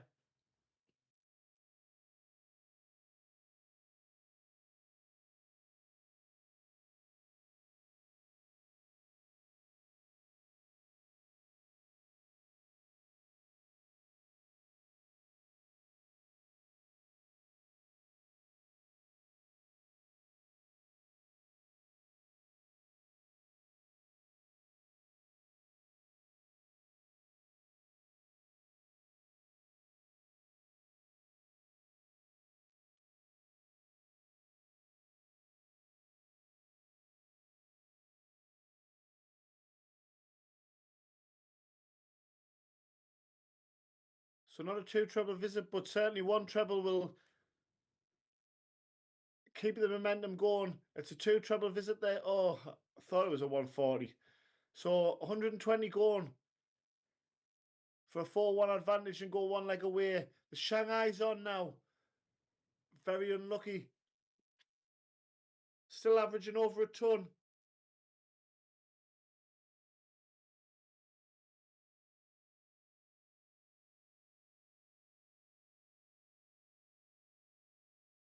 Kaya having a few adjustments to his equipment. And I know with Kaya and Mitchell Lurorry sharing the same, well, not sharing the same case, but having the same case, Kaya only went and put his darts in Mitchell Lurry's case, and then Mitchell realised when we got to the airport, and as he took the points out, which you've got to do on a domestic flight, as Kaya takes a 4-1 advantage, 16-dart hold of throw. The jobs were at the airport, took the points off Kaya and Mitchell, and they still haven't returned them.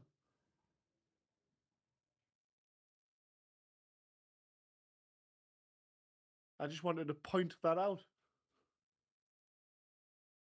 Dad joke's over for the day. I do apologise.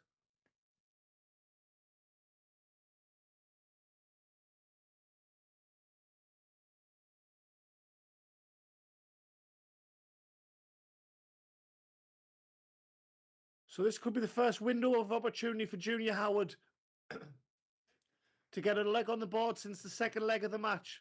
It seems like a long time ago now, doesn't it? Because Kai has been dominant for 3 legs.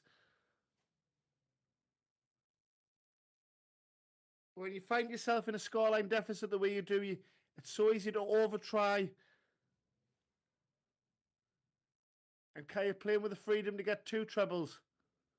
Still averaging a ton. Ben Townley awaits the winner in the final.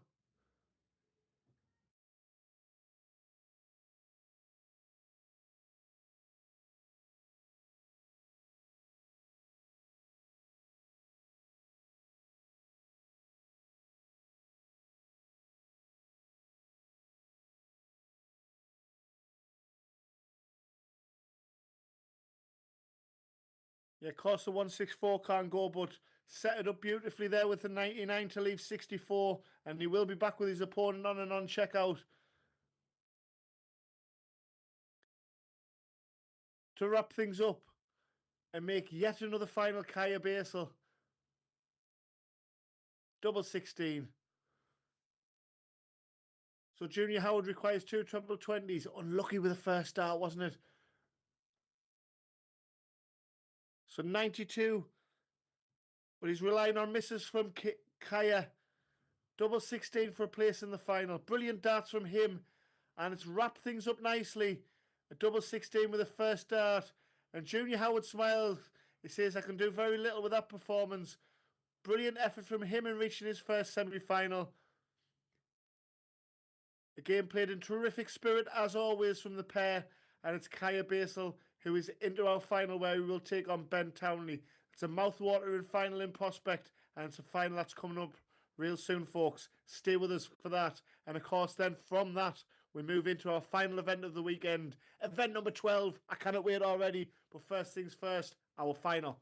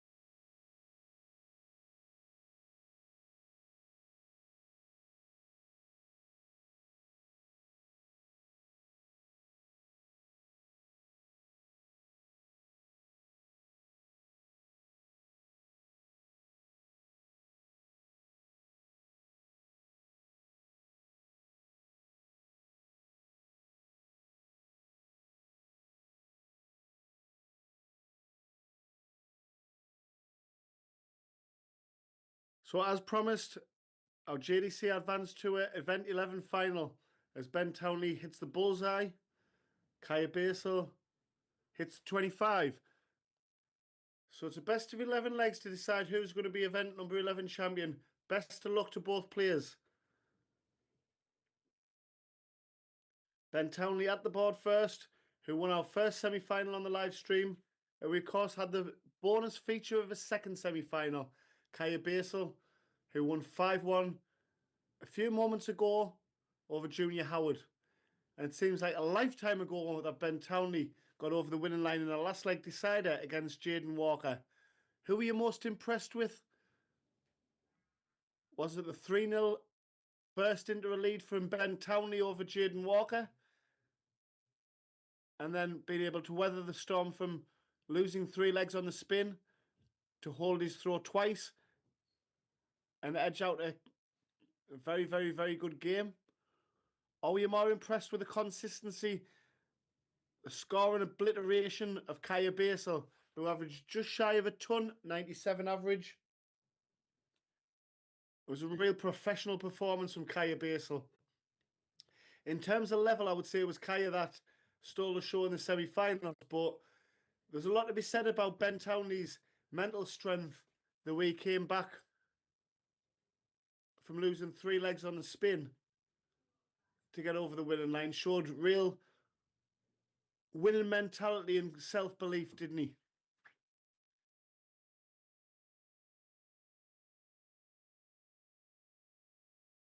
And as we say, 1st to 6, and it should be a fascinating final.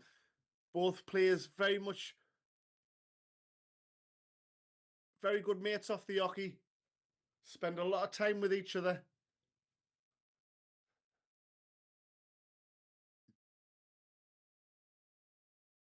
For an early 18-dart hold to throw, it goes high of the double 20. So Kaya Basel with an opportunity of a double 20 of his own.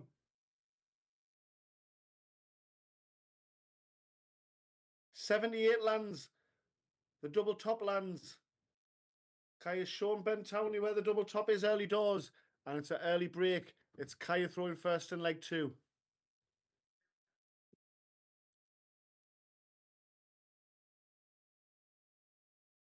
From paddleball teammates to rivals at the hockey. I love it.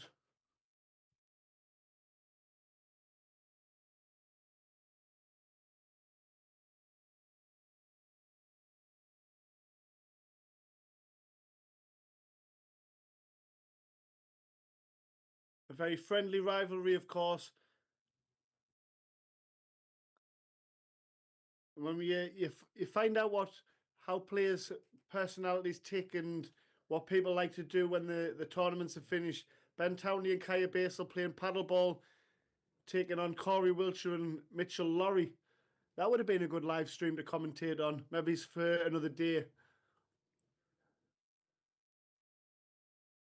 But I'm told Kaya Basel needs to stick to darts. That's according to Ben Townley. A good player never blames his partner, does he? Only joking, Ben and Kaya. And Mitchell Lurry's tactic was to wind Ben Townley up as much as possible to get under his skin.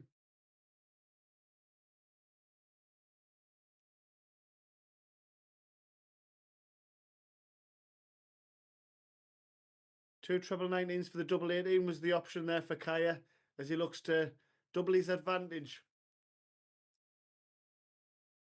Lovely first half for the 111. Tops. 2 attempts at tops. This one lands inside, so Kaya Basel secured the tops on 78. Will he get a shot at it here if he hits the treble 18? He doesn't. Will he go double-double? He did go that way, but unable to execute, so a chance for an instant break back. The double 5 lands, and it's a relieved Ben Townley. He doesn't want to be given a player in the form of Kaya Basel too much of a lead in the final. Despite the format being up to a best of 11, Ben will want to be keeping close order, or if not, hit the front as soon as possible.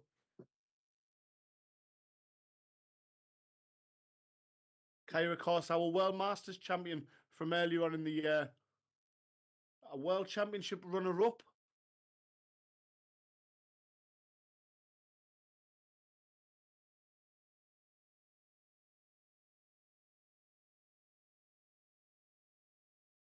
Two players that'll certainly be making strides in the order of merit table on the conclusion of this. The table will be refreshed after the final. And as we move into event 12, I will certainly be keeping you up to speed on who's increased and improved their position on the back of our first event of the day. Not to mention we've got the girls' final coming up as well. Abby Ettridge won yesterday for event 5. Beat Becker Island in the final.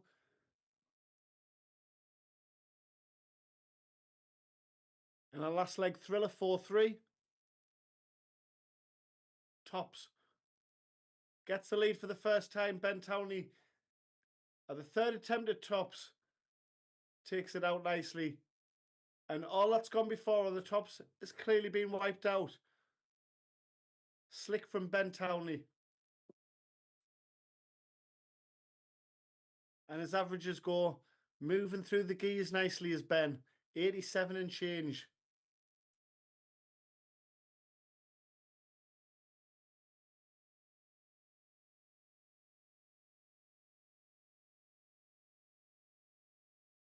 Yeah, coming into this with Kaya Basil's third in the table, but with Jackie Boy not getting deep in event number 11, that'll be enough for Kaya Basil to move second in the table.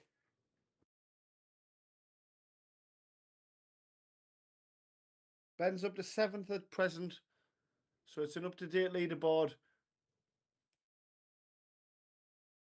with a chance to move 6th if he wins this above Archie Self.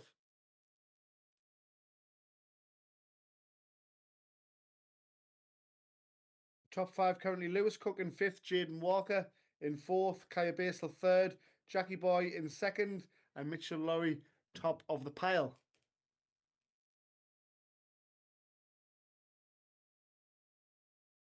So a very tidy leg from Ben Townley. 97 after 12 darts.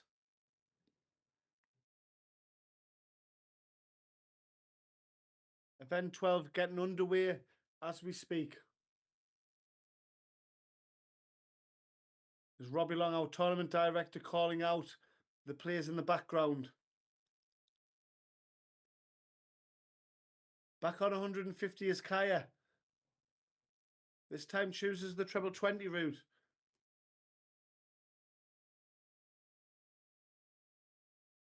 And for a 2-leg cushion, double top. 2 10s for Ben Townley's opponents on 54 to hold his throw. But Ben Townley still with an opportunity. Inside on double 10. And you can't give Kaya Basil too many opportunities, can you?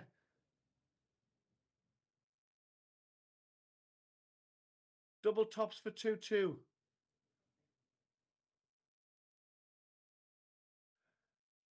And Kaya takes out double top for the second time in the match. And we've got a level game, and Ben Townley will be really miffed with that.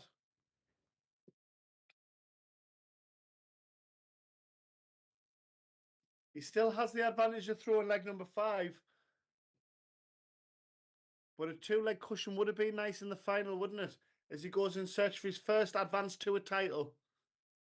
Certainly a winner waiting to happen is Ben Townley, but he was doing all of his good work last season on the Friday night on the JPL, where he was taking out a lot of the top boys, but was unable to replicate that on a Saturday and Sunday. But it's a much more mature in terms of his game and comfortable in his game is Ben Townley this year in 2026. One of the front runners, as is Kaya, for every event that's played.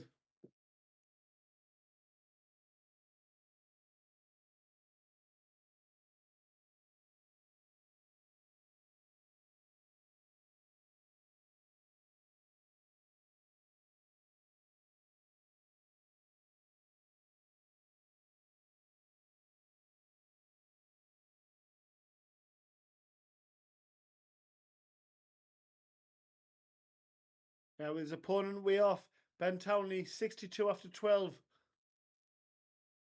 Gets a lovely double treble 10. Well, that's what I thought. It was actually a very close wire.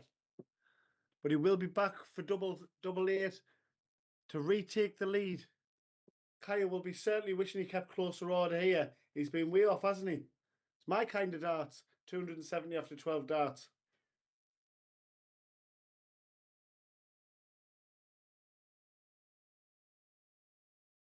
Double four lands. It's a 17 dart holder throw, and it's Kaya who'll want to put that leg behind him. Leg 6, he has the advantage to throw first.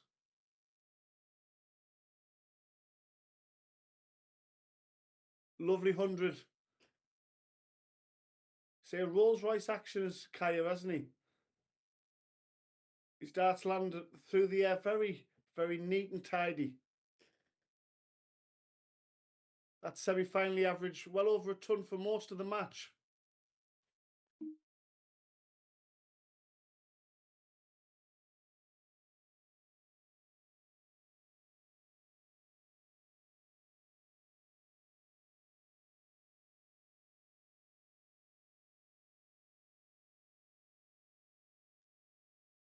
Ben asking questions on the Kaya throw here. An intriguing final that has reached its halfway mark.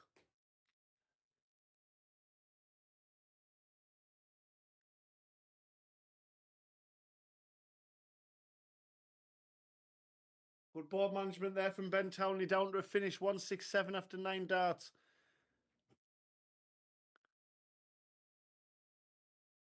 And again, his scoring power, 180 from Kaya. What a final we've got on our hands.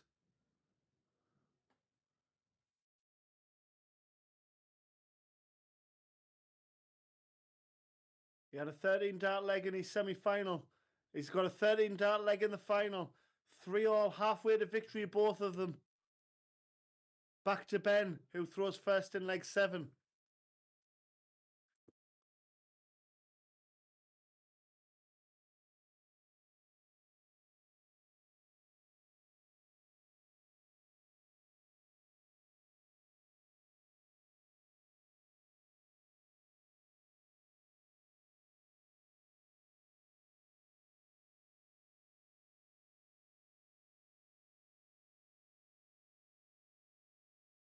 Brilliant from Ben Townley. Kaya got a maximum in the last leg. Ben responds with a maximum in this leg. Back comes Kaya. This has 180 written all over it. Oh, should have been a European board and that would have counted. However, 120 is registered. Both players now knowing that they're going to have to throw special darts to win it. The level of play from the opponents is not going to be gifted. Nothing's going to be gifted. One thing's for certain, though. From yesterday and today, we'll have had 3 different winners. So we'll have had 5 different winners.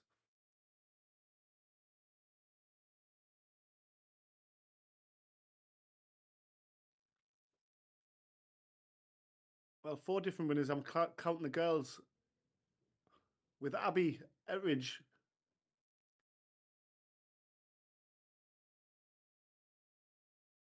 It's great to see some new faces and new talents. Of course, Ben is not a new talent. We know a lot about Ben, but it's an opportunity for him to win it, isn't it? But Kaya is really stepping it on in the second half of this match, isn't he? Bullseye. That was to take the lead for the first time since the opening leg of the match. The 142 has possibilities. It has now double 11. Oh, Ben Townley, how close. But Kaya is back for 25 to take the lead for the first time since the opening leg. Double 8 required, steps back. Throws a bit of a ghost dart. Takes out the double 8. That's a very polished 25 pop. And he has the lead and he has that important breaker throw. Leg 8, it's Kaya's darts. What a finale we've got here in event 11. Remember, we'll have literally a couple of second break and we'll be into an early round match of event number 12. But what a conclusion we've got to this final.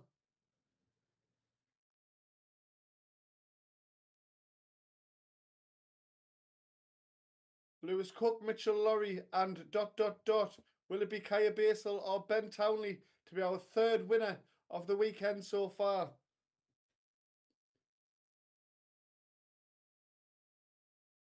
Will bragging rights be going to Burnley or St Helens here?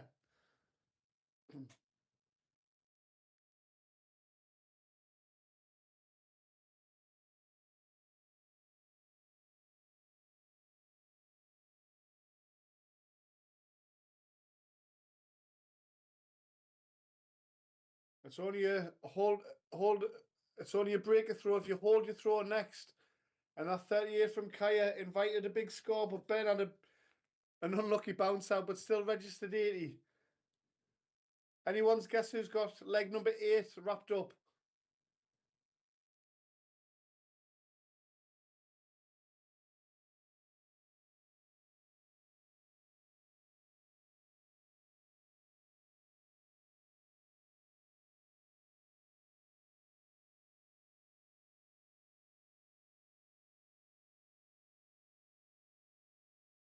After 180's shared of the last couple of legs from each player, it's been a much more conservative leg, with Ben Townley down to a finish on 164 after 12.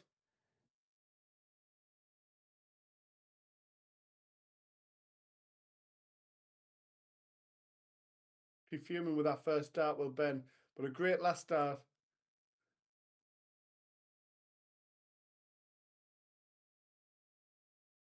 And this, a 140 here will be beautiful to leave tops and pressurise the 80. Looking to fizz it in, but only got 100, so Ben Townley, as both players sat on 80, so little to separate the pair. Double 10. Excellent double 10 from Townley. And we have an instant break back. It's 4-all. It's a best of 3 to decide our event 11 champion on the JDC Advanced Tour. What a check out there from Ben Townley. Just when Kaya Basil was threatening the 140 to leave tops, he only registered 100, and Ben Townley didn't give Kaya the opportunity of going for an 80 of his own. A brilliant take on double 10.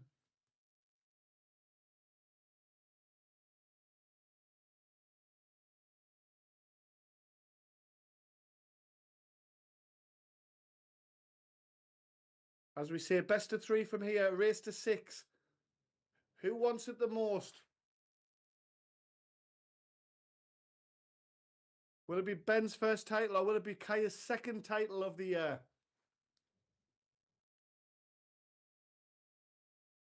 It's Kaya's third final.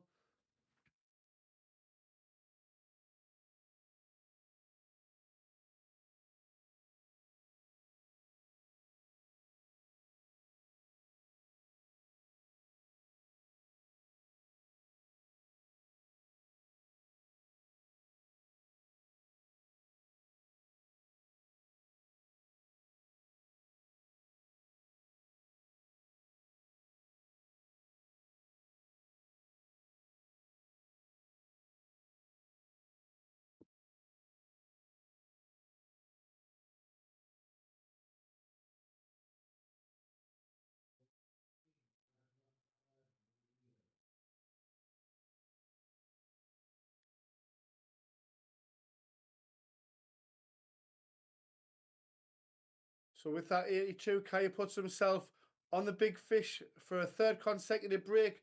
But brilliant from Ben Townley. A maximum at just the right time as he looks to turn the screw and go one leg away from being the champion. Kaya hit a big fish on the tour in Coventry towards the back end of last year, and that would have been a fine way to go one leg away from the tournament himself. 78 going, so where's that gone? That's in a single one. Treble 17, brilliant adjustment. And then double 10 take once again. Ben Townley's taken out 80 and 70. 78 and 2 consecutive legs. What a recovery that was from Ben Townley. I'm lost for words.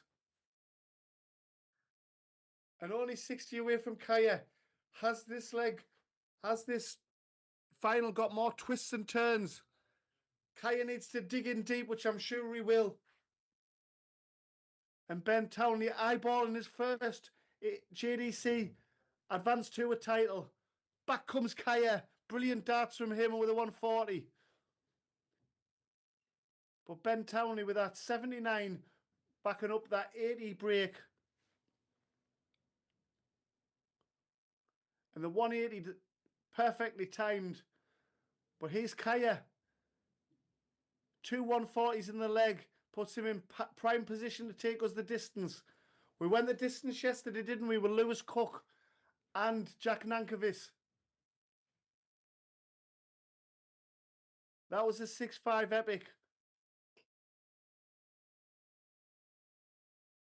Kaya fiddling with his equipment. It's got to be perfect just at the right time. He can't be having nothing loose or on the back of his mind. Ben Townley on his shoulder having a nose.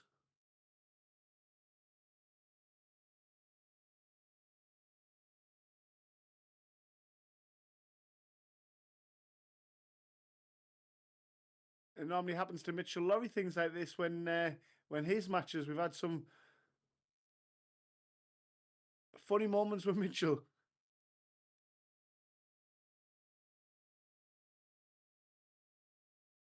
Yeah, well, the new points that were replaced after they were confiscated at the airport for Kaya Basel seem to be working to good effect.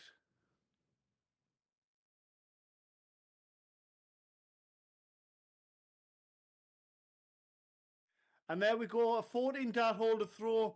What a brilliant response from Kaya Basel.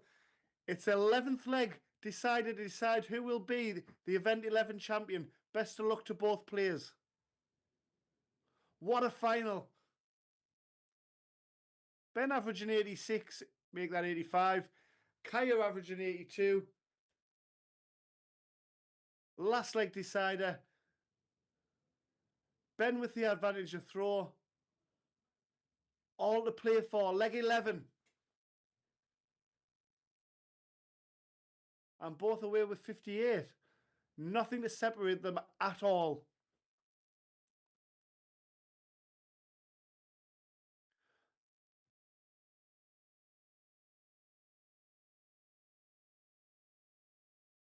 Yeah, the ton from Townley's eclipse with the 140 from Basel.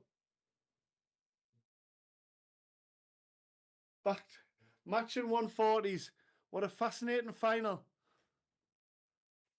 Anyone's guess who's going to win, but Ben Townley has the advantage. He's 100 ahead minus these.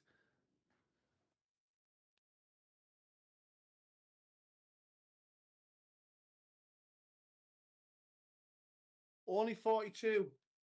So this opens the door for Kaya now, despite being 100 behind. He's going to need a 2 treble visit. Brilliant first start. That invites a 180, doesn't it? Second one lands. 140 will do nicely. So 123 going if he comes back, but Ben Townley to wrap things up in style.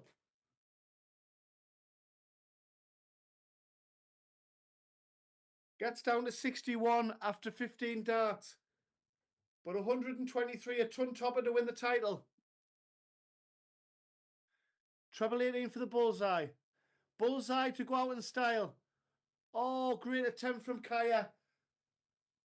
But it's his paddleboard opponent that has his chance to wrap things up. 43 going. Tops for the title. Ben Townley is the champion of event number 11. Edges out Kaya Basel 6-5. What a performance and what a tournament it is for Kaya. But Ben Townley, congratulations on your first JDC Advanced Tour title. It came at the 11th attempt in 2026, but it's been worth the wait.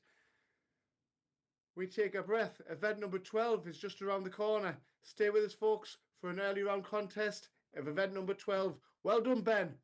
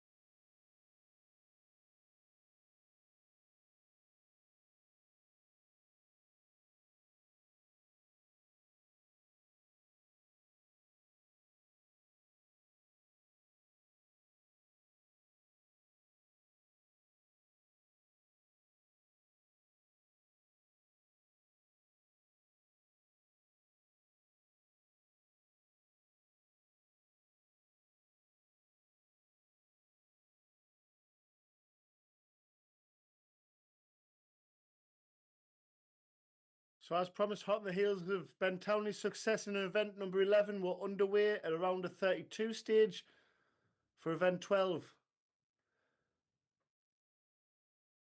Drake Porter was impressive on the second bank of fixtures a couple of weeks back, and he's taken on Jason Gusen of Belgium. And off the top of my head, I'm sure Jason Gusen's the second currently of the Belgians that are on the order of merit table on the Advanced Tour. I will check that out in a very short while to confirm that.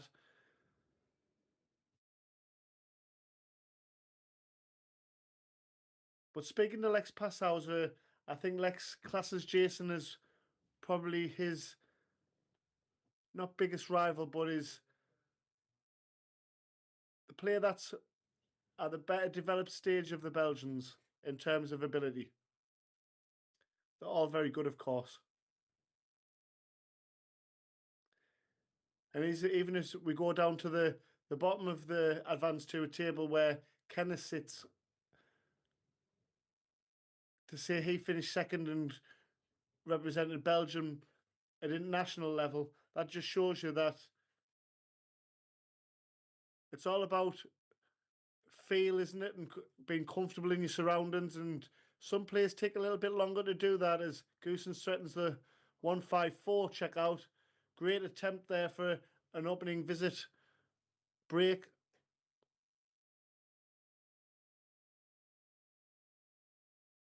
Porter with a 156 attempt. This has an opportunity. It has mileage.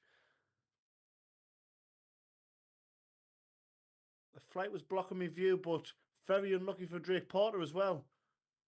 And how many wires do you want to hit, Jason? It's always a tricky one at the bottom of the bed, isn't it? 3 for double three. Drake Porter having adventure to the bottom of the board. Both coming up dry so far. And a worthy switch, I think that was. There was a case to be made to do that earlier, but Drake Porter will be back for double three. Hits it, and it's a holder throw. 22 darts to win the opening leg after both players threatened a 154 and a 156. Positive start from both players.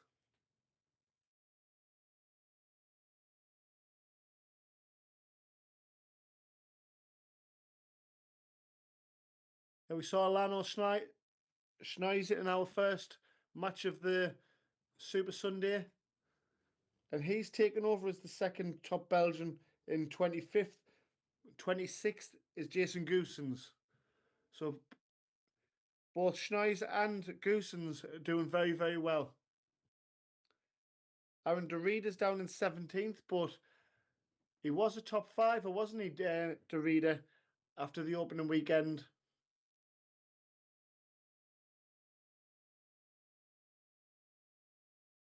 Struggled to replicate that final that he made when he took on Mitchell Lurorry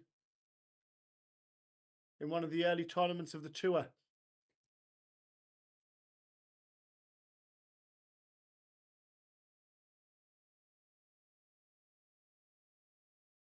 And this looks like a formality leg to go one legs all. Yeah, Lex Passhauser's down in 38th at the minute. Elias van Brussel, 44th. Robbie van der Steen, who we saw a couple of occasions yesterday on the live stream, he's 46th. And then 64 is Vince Kennis.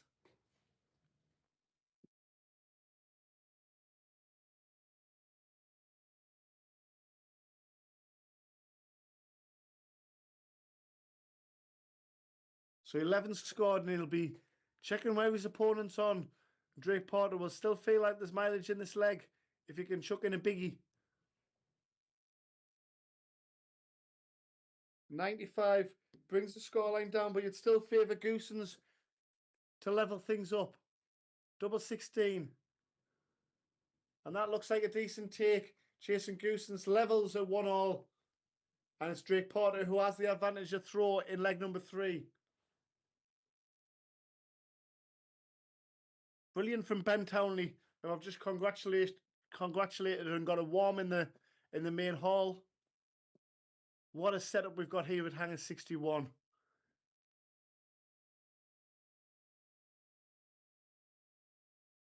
I went around the boards briefly as well, just after the final. I noticed Becca Allen going very well in the girls. I was talking to Becca and she was saying how her standard was going good today. The 80 plus average and a mid 70s. And I think the 64 average was when our opponent didn't give her much of a game, unfortunately, so didn't need to pull out all the stops in that one. The knockout phases will be going on as we speak, and I will keep you posted ahead of the final for the girls. It's usually around about the last 16 that we feature the girls, so it could be in the next sort of 15-20 minutes.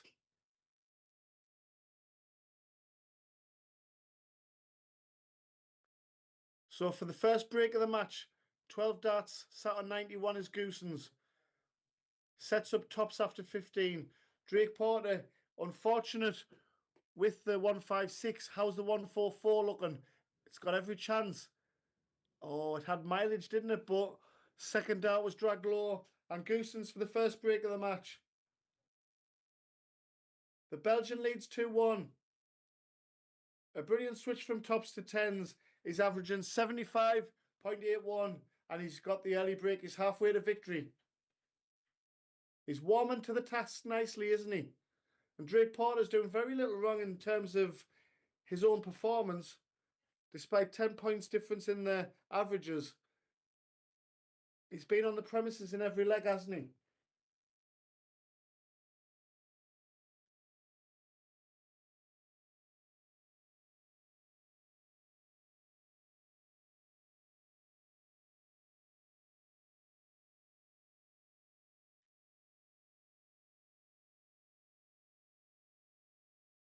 First max of the match, perhaps.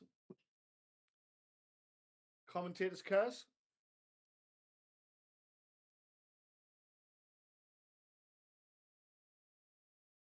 So it's only a break if you're able to hold your throw.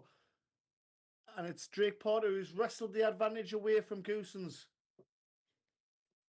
And that 140 certainly emphasises the advantage of leg 4 that Drake Porter's built on. A brilliant leg, 137 after 9. Both averaging 74 now. That 10-point differential in their averages has been wiped out in a matter of seconds.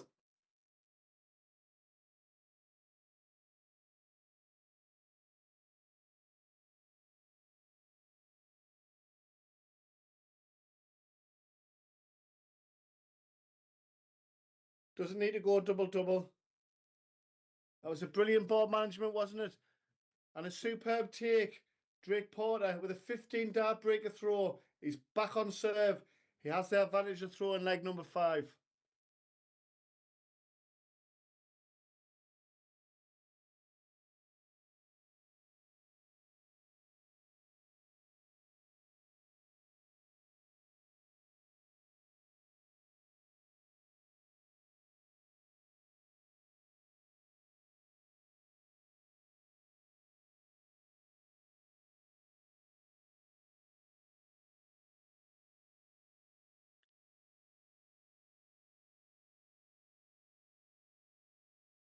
So after it looked like Gusen's was taking the game by the scruff of the neck, Drake Porter responded brilliantly with a 15-darter. And it's just put the game firmly in the balance, hasn't it? Not just in terms of the scoreline where we know both players are halfway to victory, but it's just made it even more fascinating who's going to come out on top now, because I'm none the wiser, believers. And I'm sure it's the same for everyone watching back home.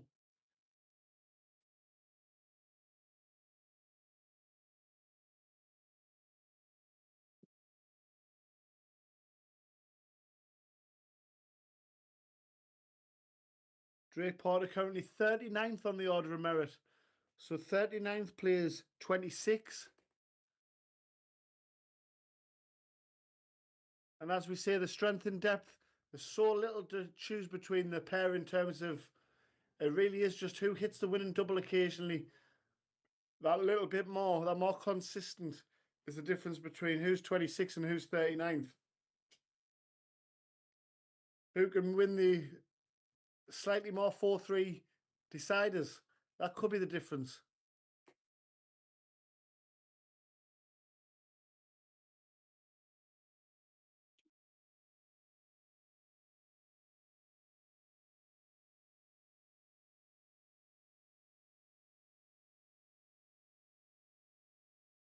So trebleless visit, but he's down to a more manageable finish on 56 after 18 darts for a third consecutive break of throw in the match. Drake Porter still in the hundreds, just about, but 56 going for 3-2 and to re-establish the lead. Tops required, tops secured, and a 3-2 lead. Jason Gusen is one leg away and throwing for the match.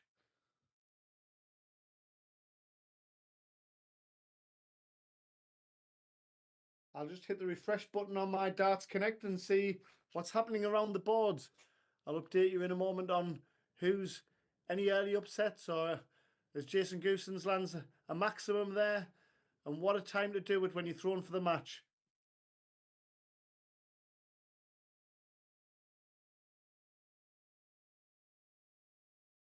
Well, if I refresh and I maybe go on to event number 12 instead of stay on event 11, Carl, that might make a difference. That threatened the 9 dart of 5 perfect darts, didn't it?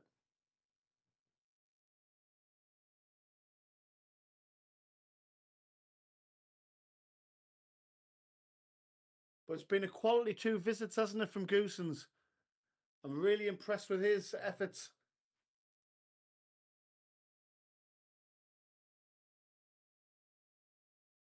And when I saw Drake Porter up in Coventry, and we talk about Jackie Boy and, you know, like sort of the height disadvantage that players have, he looks a lot more comfortable with his throw, does Drake Porter this year.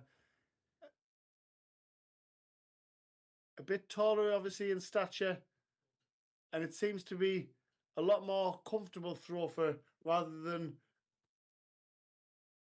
the loop. Inside on double 9 as well. So from out the clouds, 116 going to take us the distance. Treble 19 required for double top. What a second dart that is from Drake Porter. Tops for a level game. Oh, what an attempt. And that was a well-earned attempt at tops following that brilliant treble 19. But double 4 to wrap things up. Why is it with the last dart? Drama here in Bristol. Hanging on for dear life here at Hangar 61. On the edge of my seat. Double tops for 3-3. 2 10s. 5s. 5 secured. And we've got that deciding leg. A match that deserves to go the distance the way that the momentum shifted back and forth. It's Drake Porter who has the advantage of throw first in the decider. Best of luck, gents.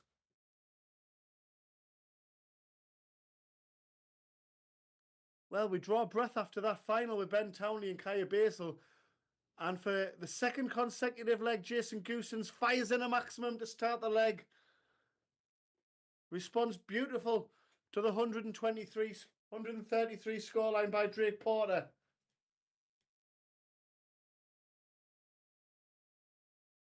A high octane match that is going the distance.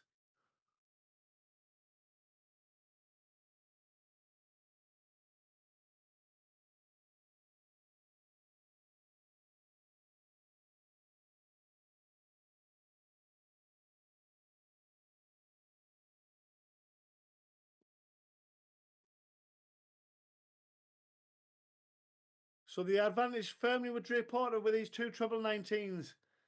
Gets the single to leave tops. 12 darts gone.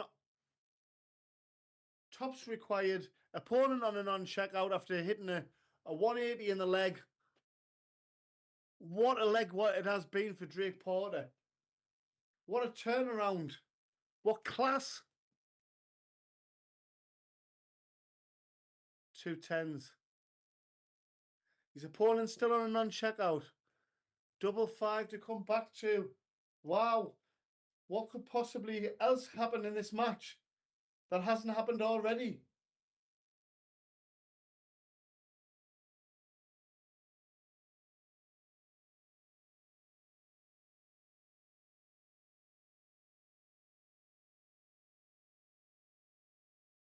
Double 5 landed in the last leg to take us the distance.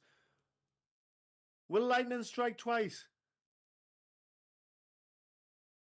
Double 5 goes in, and Drake Porter has turned things around beautifully. He's done so with absolute class to edge out Jason Gusen of Belgium, who played very well in defeat. But it's Drake Porter who is through to our round of 16. Stay with us, folks. We'll have a round of 32 match, I'd imagine, coming up next. And then we'll be into the round of 16. Stay with us, folks.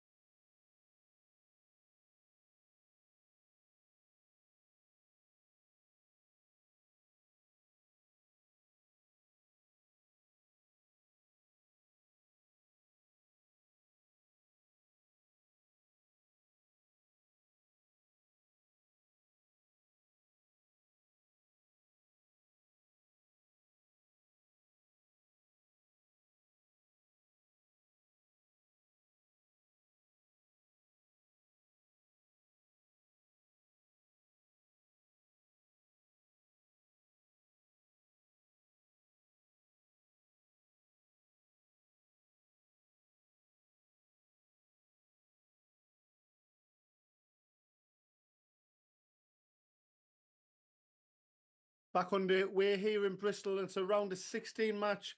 And back on the big screen is Owen Bryceland. The Bandit is in town and he's taking in a former semi-finalist in Toby Clemens. So this should be an absolute quality match in prospect.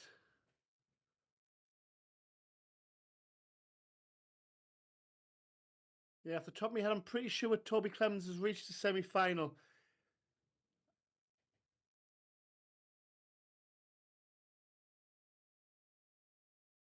He's had a couple of decent runs. I'll have to double check to see if how many quarterfinals he's made.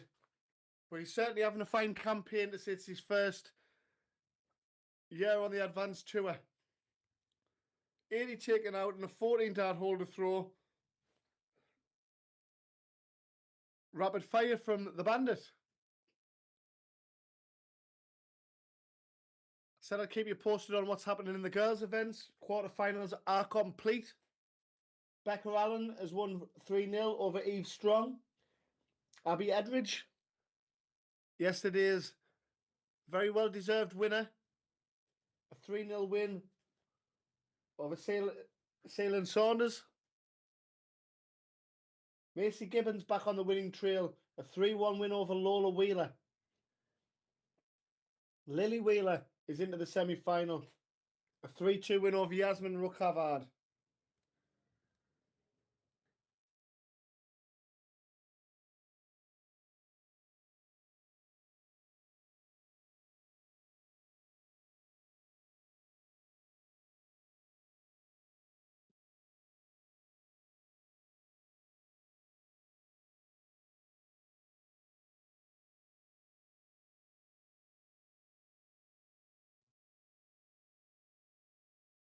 So wrestled the advantage of throwaways, Bryceland.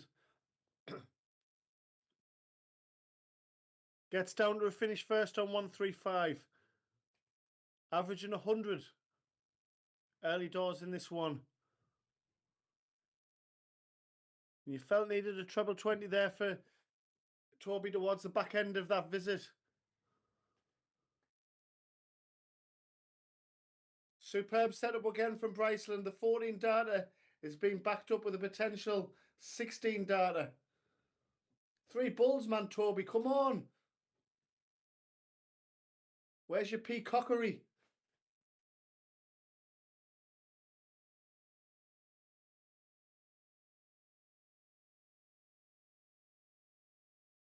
So Bryceland for 2-0.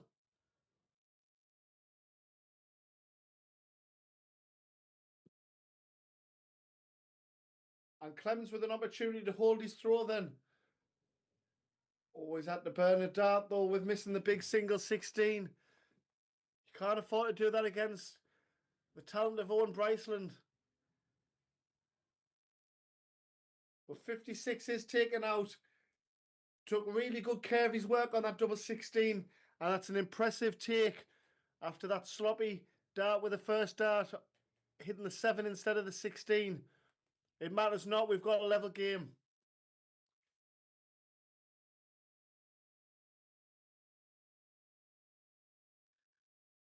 I know looking at the games currently in play for the boys event, it was currently 2-2.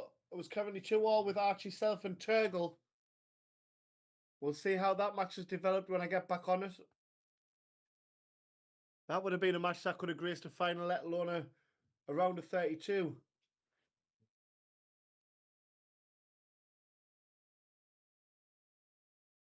Yeah, Turgle's got through 4-2 against Archie Self there.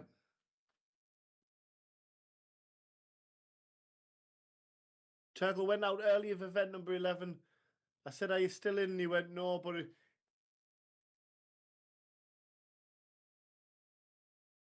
a great temperament as our Mongolian friend.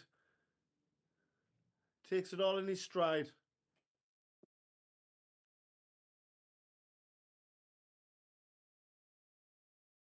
Oh, the 146 has mileage. A brilliant 146 from Owen Bryceland. A 14 darter and a 15 dart break. So he hold. And he's re-established a 2-1 lead. But that never looked like missing, did it, from Owen Bryceland? Our JPL newcomer, our JPL star, our JPL unbeaten star. That could go on and on. Well, you've got the talents of Owen Bryceland. There's certainly plenty to talk about.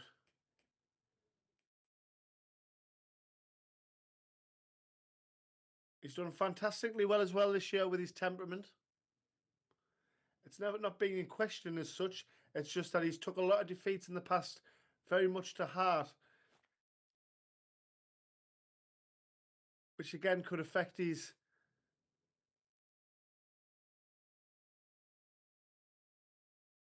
head for future matches, but he seems to be very much in control of his emotions now, which is great to see.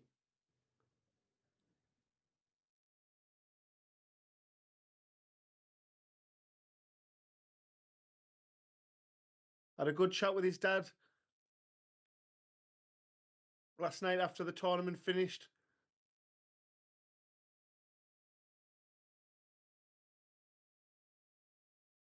It's a very happy Bryceland camp, which I'm pleased to hear.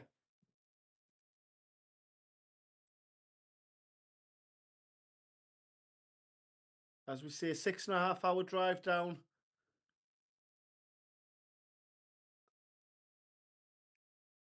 Speaking with Junior Howard's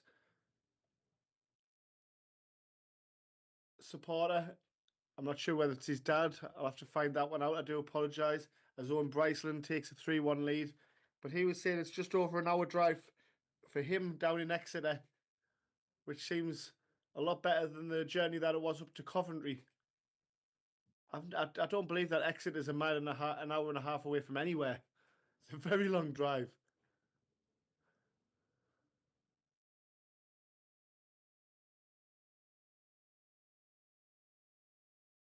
Once you get on that single lane traffic, it can be a long, long journey. A bit like Hexham to Carlisle. As Owen Bryceland fires in a maximum. Well, averaging 98 and change here for Owen Bryceland. This has potential winner written all over it. We mentioned Ben Townley was a winner waiting to happen. We mentioned Jaden Walker was a winner waiting to happen. Owen Bryceland's in that shortlist, isn't he, for who could potentially win one? It wouldn't be a shock.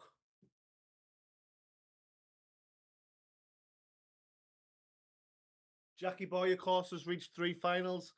He's a winner waiting to happen. We said there's 10 or 15 players, and I think I've just mentioned 4 or 5 there straight off the top of my head. But it really is an advanced tour that we look forward to each event.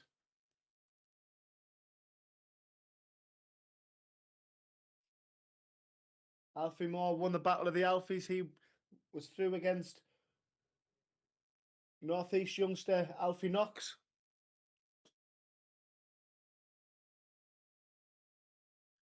I know Alfie Knox has got a lot of talent, and I'm sure that by the end of the tour, we'll see some of the best darts from him.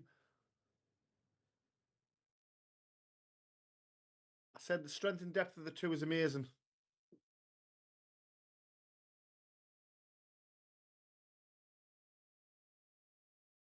Liam Cook's having a good run, the Welshman who we saw go very well earlier on. He's through to the last 16, a 4-0 win over Kyle Davison.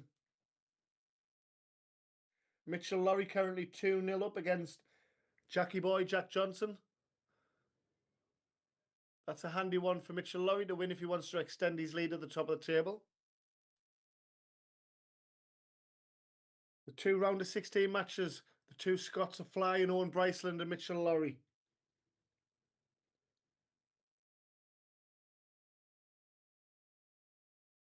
Toby Clemens reduces the arrears to 3-2 and he's back on throw. Every time Owen Bryceland's looked like he's going to pull away, Toby Clemens has battled back. He has the advantage of throwing leg 6. Can he take us the distance?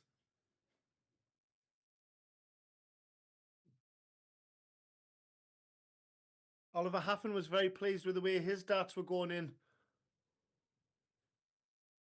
The youngster from the northeast. And he's 2-1 up against Aaron de Rieder, the top Belgian performer so far on the tour. Junior Howard and Charlie Greensmith Going the distance, 3-all. Will this match go the distance?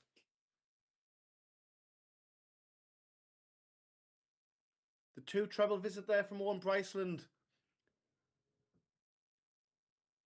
Just applies the pressure on the Clemens throw.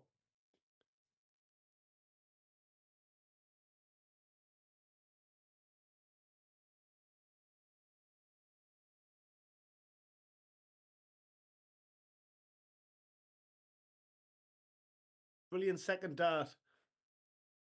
He needed a treble, didn't he, to hold on to minor supremacy in this leg. But Bryceland powering his way through. 88 going after 12 darts. But 141. It's not a 9 darter, but it would feel like one if he was to get us to 3-all with that, but unable to achieve it. Junior Howard wins that last leg decider against Charlie Greensmith. Double 14. Missed it in his first leg. Missed double 7 in the first leg, in the second leg, sorry, as well. After that brilliant 14 leg opener, he had darts at double 14 and double 7, and will it come back to haunt him once again because Clemens needs tops for 3-3. Knows the importance of it. Takes it out beautifully. The top of the double top. A fist pump. Best of luck, gents, for a place in the quarterfinals at stake.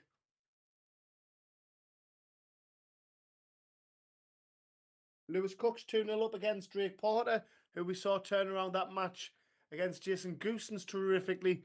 3-2 down to a 15 darter.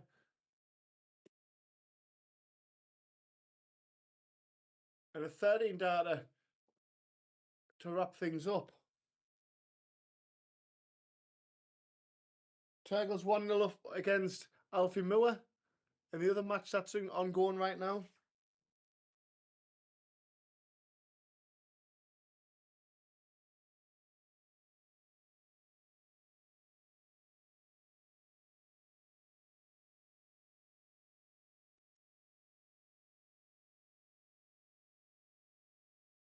So Bryceland in command with the throw. Certainly in command now. A 140 to bring him down to 103 after 12 darts. His opponent's on 319 and needs a 2 treble visit of his own. So it should be Bryceland who's through to the quarterfinals, whether it be at this attempt or when he comes back. He'll look to get the job done in these 3 darts. He does so indeed.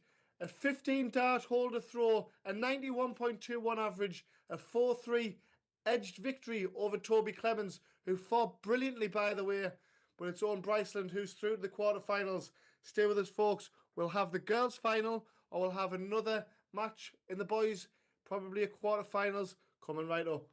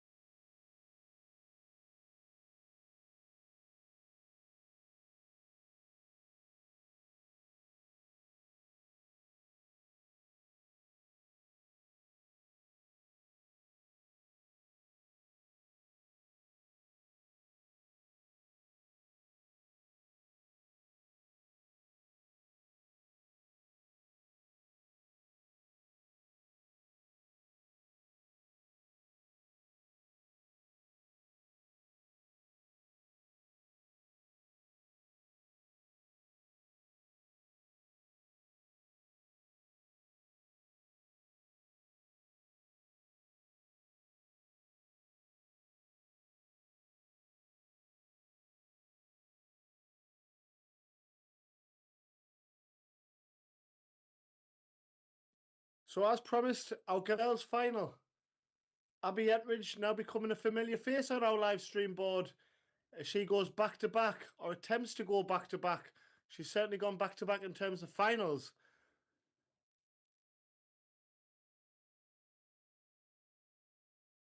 And a player very much familiar with our live stream board, Macy Gibbons, who's won all but one girls' series event, and she's back in the final after losing in the last 16 yesterday.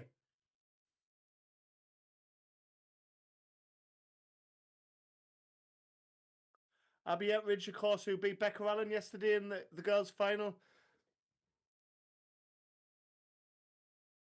And Macy Gibbons will be looking to have business as usual and return to the winner's enclosure. It's a best of 7 for our girls' final. And we're underway.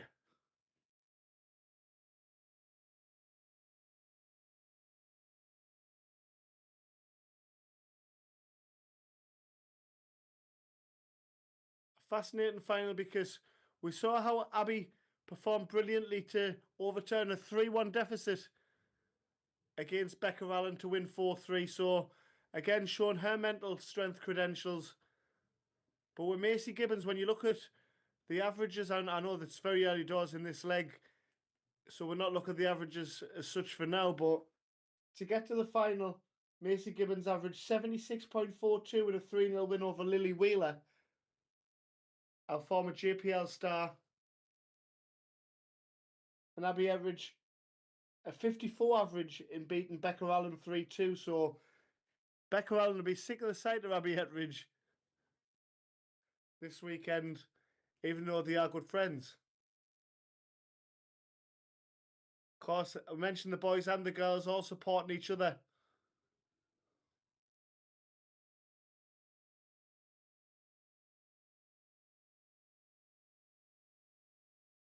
Macy, who hasn't been playing the game long, as we reiterate, so it just shows the potential ceiling that the Coventry girl can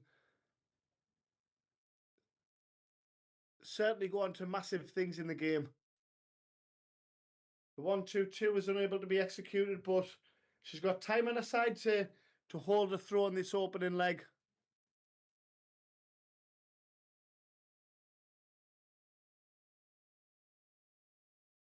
Her quarter-final win was against Lola Wheeler.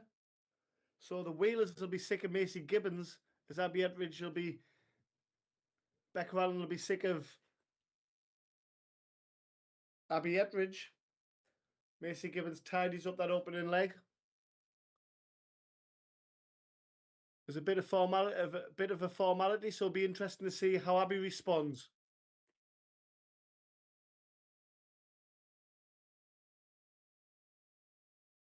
But the action and the setup of Macy Gibbons, you just know she's really comfortable with everything that she's got, isn't she? And all she wants to do right now is play darts, which is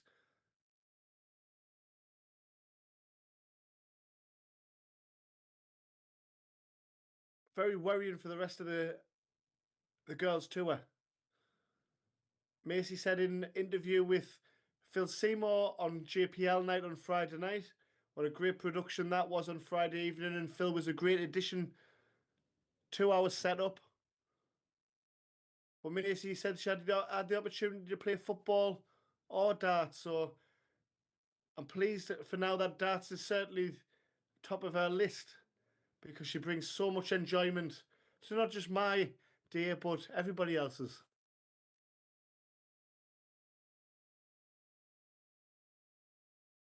That's only going to continue and increase as she develops as a player.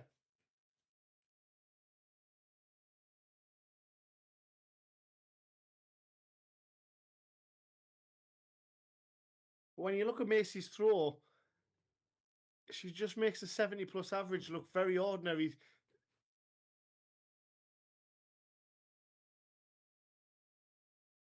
So tops to double her advantage. Why is it? But Abby's on a non-checkout on 165.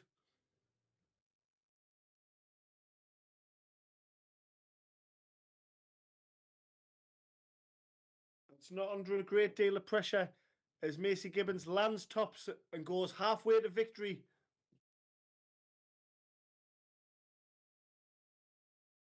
Five events played. Abby Edrich has won one of them. Macy Gibbons has won the other four.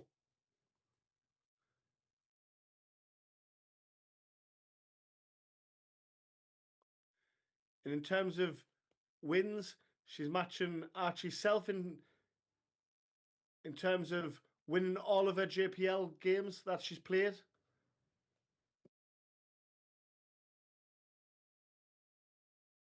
She's 3 out of 3 on that front, as is Archie Self, who's top of the tree in the boys department.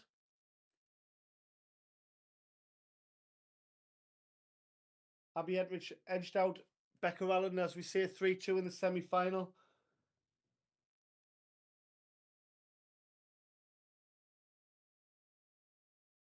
And Salem Saunders, she was a 3-0 win over. Averages have been in the 50s, so she's going to have to step up markedly if she's going to keep it competitive against Macy Gibbons, who's in no mood to offer gifts. Again, averaging 75, making it look easy. And the 147 is on.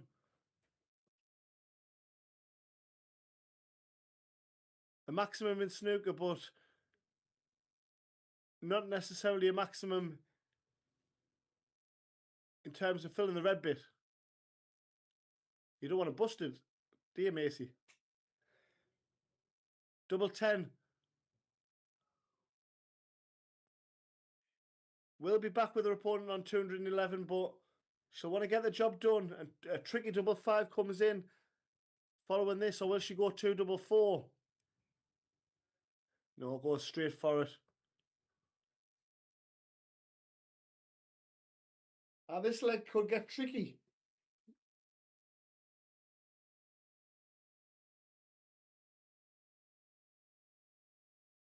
Again, under very little pressure from Abby. Lands double 2, still averaging in the 70s. Macy Gibbons is 1 away from a 4th title. An impressive tally that's grown and grown.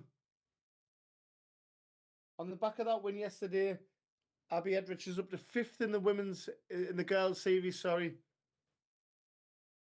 Lucy Shepherd, our JPL star, is 4th. Lola Wheeler, very consistent as always, is in 3rd. Becca Allen is in 2nd.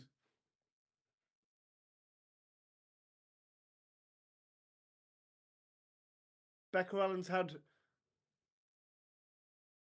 2 finals and a semi-final to her name. Sorry, 3 finals and a semi-final to her name.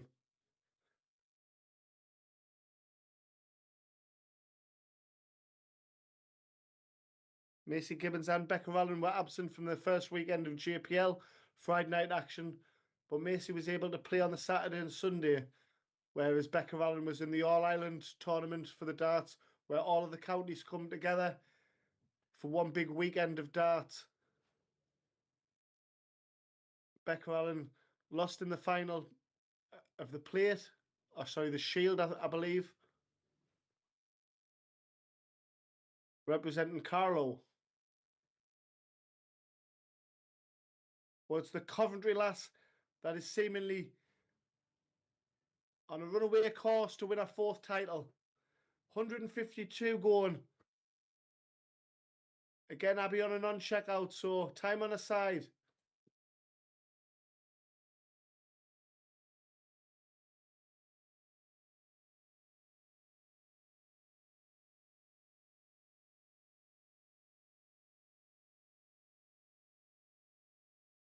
She was very disappointed with reaching the last 16, but when I spoke with Macy, I said you can't win them all. Even the great Tiger Woods, when he was starting to win things, I says he didn't win every tournament, did he? Luke Littler doesn't win every tournament. And you learn a lot more from some of your defeats than what you do from your wins. 2-8. Still awaiting the all-important 4th leg as Abby looks to bounce back. Double top for 106 checkout. What minerals shown here? Oh, very unlucky. So Macy Gibbons this time to seal the deal. Double two. She hit it in the last leg. Madhouse. Oh my God. Back comes Abby for a leg on the board, which she does, and our final continues. Will that be food for thought for Macy Gibbons? Many Master Championship darts missed, but Abby just smiles and says, let's get on with the next leg. We saw how quickly she can turn things around against Becca Allen in yesterday's final. Macy Gibbons, of course, was edged out by Becca Allen in that round of 16 match.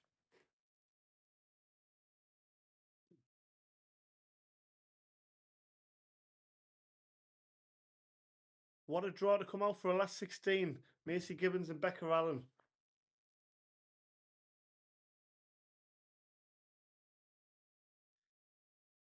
I know Becca will be disappointed with her semi-final because I know she was very confident in how she was playing today.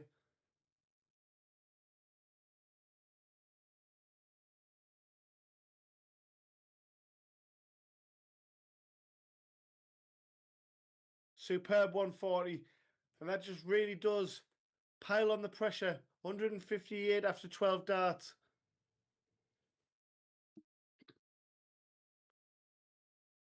Yeah, Macy certainly came back today meaning business, hasn't she?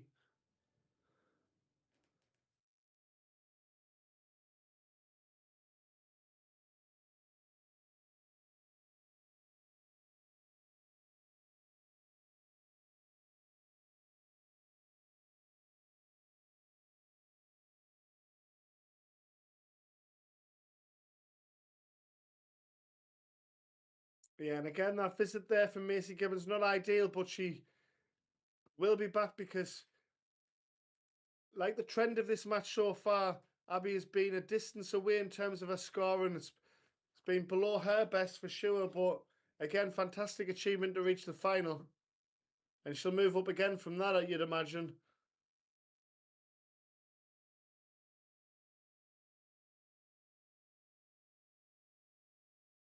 And looking a little bit flushed.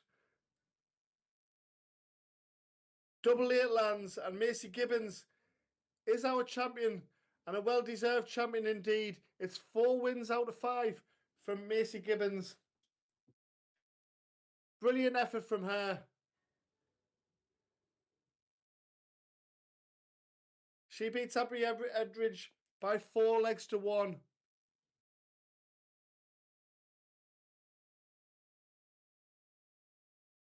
And it's turned out to be a brilliant weekend after all for Macy. A win on JPL night and a win to conclude the weekend on Easter weekend.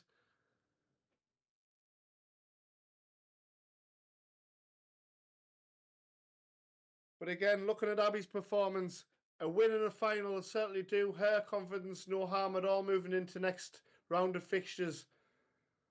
And after that, congratulations to Macy Gibbons. It's back to the boys.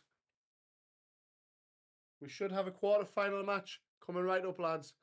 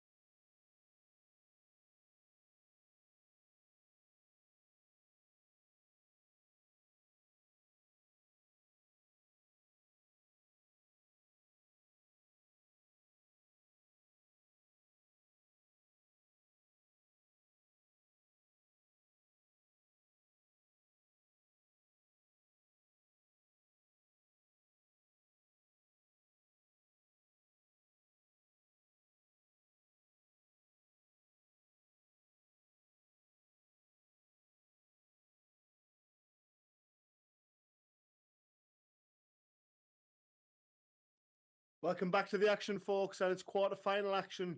It's Kelku against Jaden Walker. And again, a match that would grace any final, but pleasing for us, it's a quarter-final match. And we've still got more matches to come to conclude what's been a brilliant Easter Sunday action here in Bristol. Fist pumps, and it's Jaden who goes in search for a second title. And he's going in search of it rather well, isn't he? 140 away against the JDC #1 player. JDC World Champion is still in Mitchell Lurorry. He's getting underway against Lewis Cook in a battle of the JPL stars. As his own Bryceland against Junior Howard. That's just getting underway. Arthur Alston is 3-2 up against Kaya Basel in a round of 16 match. And this has the makings of being a real quality affair, isn't it? It's still best of 7 until our next round, where we go up to best of 9. And the finale, of course, is best of 11. But Jaden Walker, who's currently 3rd on the order of merit table, really going well, isn't he, young Jaden? And Turgle isn't too far behind in 8th. Well, this for a place in the semi-final, and both players will fancy their chances from here.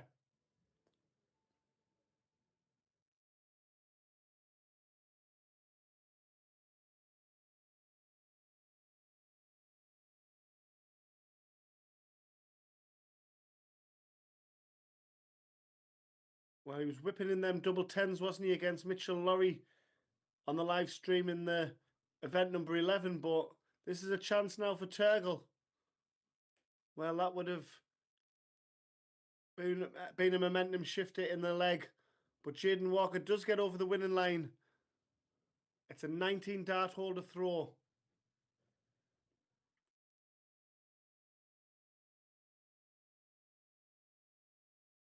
So we talk about the Advanced Tour table, and we've reached the halfway stage or beyond that now as we come to the climax of event number 12. 2 weekends remain on the tour. Brings a tear to my eye. I want them to be a lot more. I love it down here.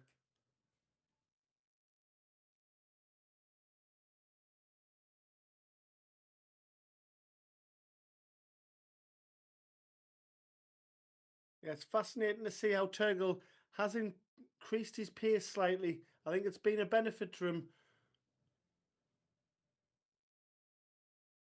It seems a lot more fluent. And when it does click, I think we're going to see some big, big performances from Turgle. But Jaden really is on fire at the minute, isn't he? And I think as well with his mindset, not that it wasn't there last year when it was his maiden Advanced Tour performances, but he goes into every match feeling that he's going to win it.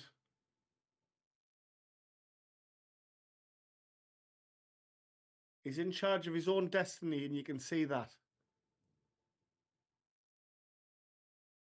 As every player is, of course, but you just get the feeling and the more confidence coming from Jaden Walker, who hits double 10 to land the second leg.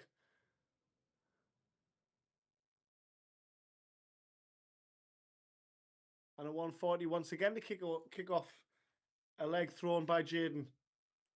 Halfway to victory. We've only been going a couple of minutes.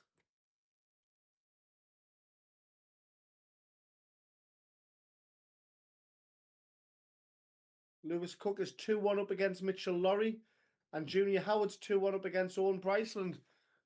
So the Scots are going to have to fight back if they're going to be in the semi-final.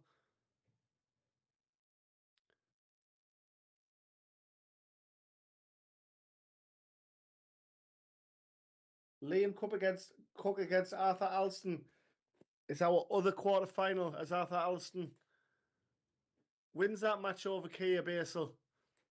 And Arthur Alston is 11th now on the order of merit table.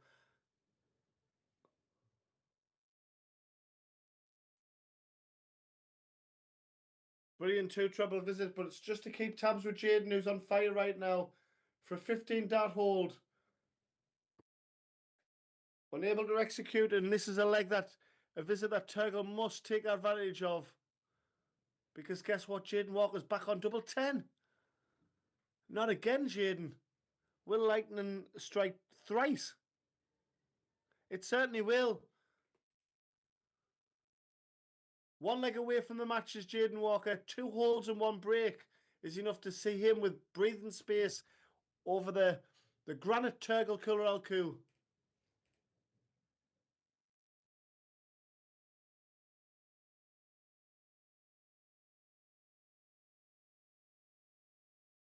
Yeah, so running down the list of players currently, Owen Bryceland in 10th, Christian Enis in 9th, Turgle in 8th, Archie Self in 7th, Ben Townley's winning in event 11 has propelled him up to 6th, Lewis Cook in 5th, Jack Johnson is 4th, Jaden Walker 3rd, Kaya Basel is 2nd, and Mitchell Lurorry is the top dog.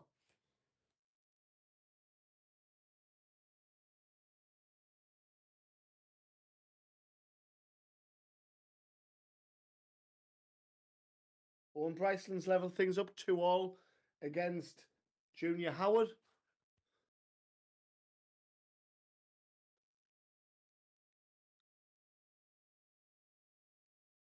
And this should be a leg where Turgle gets off the mark. And yes, it's going to take 2 breaks if he's going to take the match from here. He's got to win out from here, basically, which is a tough ask against Jaden Walker. But one leg at a time, as they say. The old cliche.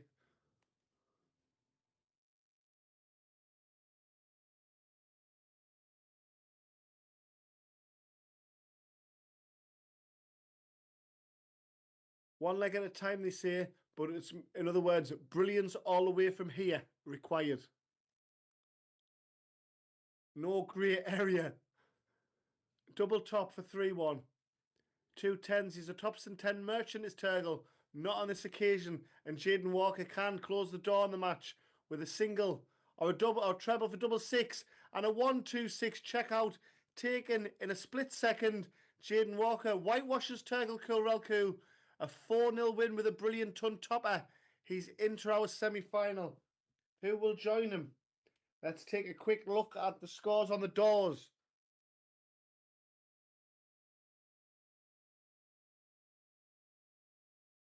As the Easter Sunday Gremlins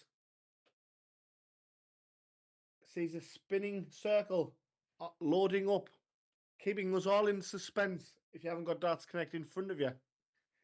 Anyhow, it's still loading up.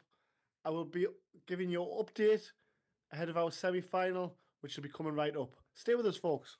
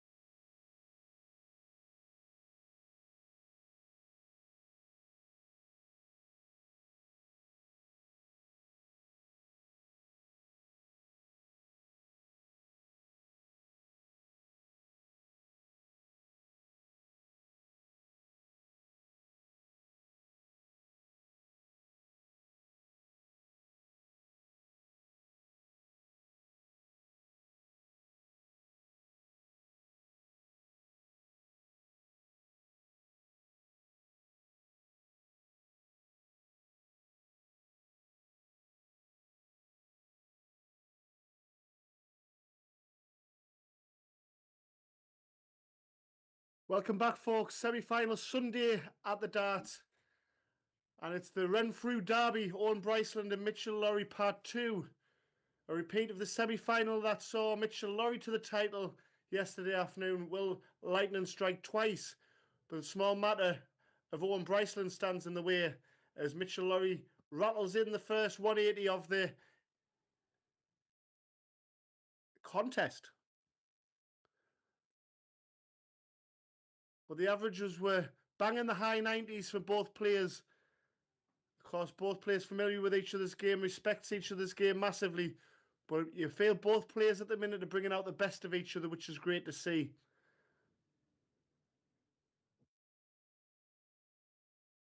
Threatened in 11 and 12 data did Mitchell, but he will be back with his opponent on a non-checkout. Doesn't want a 180 of his own, Bryceland. That would have busted the score, but Mitchell for 210s. A 13 dart holder throw will do nicely, and cooking along nicely is Mitchell Lurorry.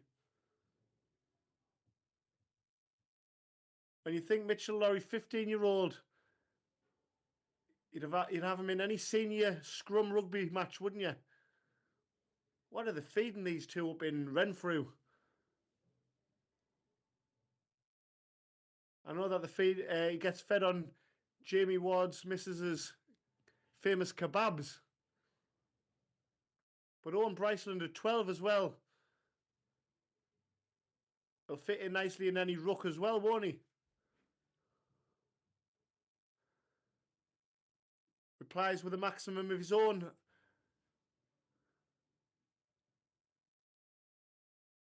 Almost a third maximum in 2 legs. Raining 180s here in Bristol, but 81 going. What a standard. Blink and you miss this one. Stay with us, folks. Whoo! It's hotting up all right everywhere bar my commentary box where I've got my coat on.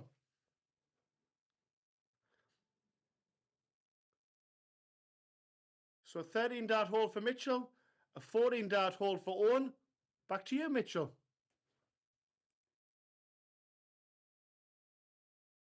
Yeah, a real fascinating contest. Arthur Alston against Jaden Walker is our other semi-final. I'll keep you posted on the progression of that. Jaden, of course, is the player that's in between Mitchell Lurorry's success of event number 10. Is taken out Mitchell Lurorry in the 2 events either side of that.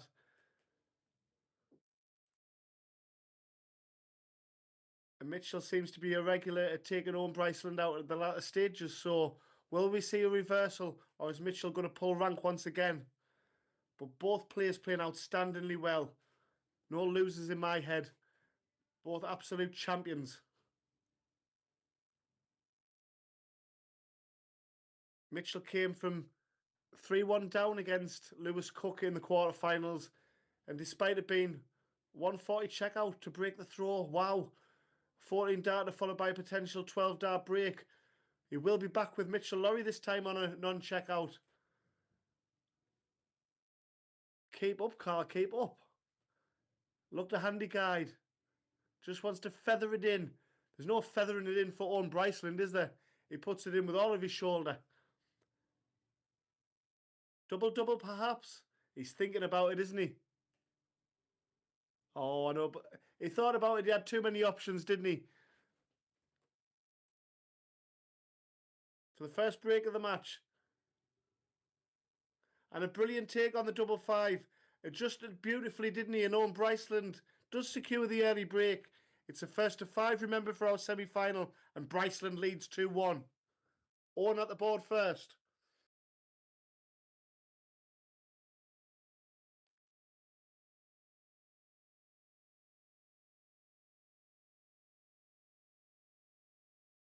So 99 away. And that leg there, that break of throws, just halted the momentum of Mitchell Lurorry. So how will Mitchell respond?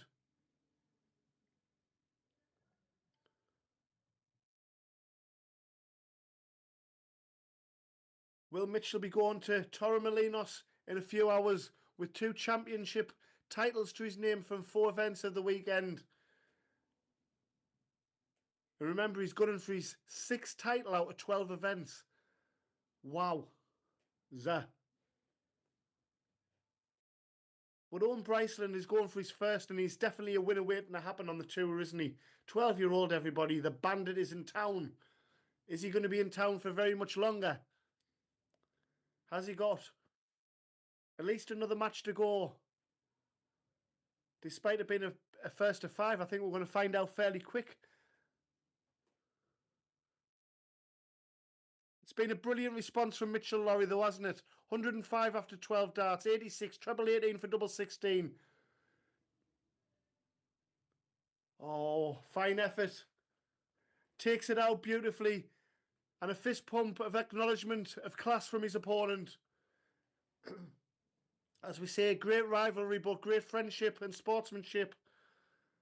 And we have a Desmond 2-2.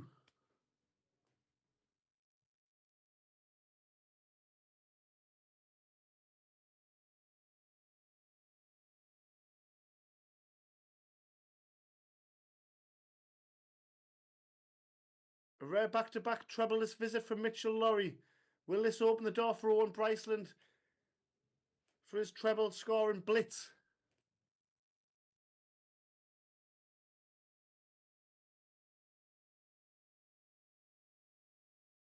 Yeah, we knew the trebleless visits wouldn't hang around for very long for Mitchell Lurorry.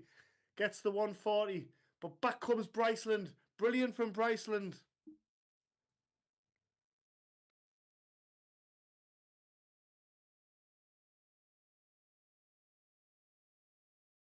Again, maintains his advantage just. But looking for a third consecutive break of the match, does Owen Bryceland. A maximum 147 in snooker, but it has a chance to be taken out here for Mitchell Lurorry. Double 18. Oh, great attempt again for Mitch. And Bryceland on 108. Does he go 419? Still a chance. Mitchell Lurorry will be back. A puff of the cheeks. Does his usual routine. Brilliantly taken out from Mitchell Lurorry. Has the advantage once again. Retakes the lead. 3-2 up. Owen Bryceland at the board first in leg 6.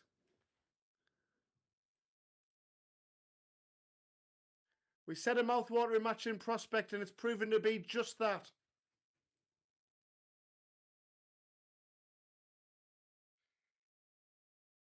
Yeah, looking at the averages for that semi-final that was played yesterday afternoon, as we eye up a maximum from Owen Bryceland.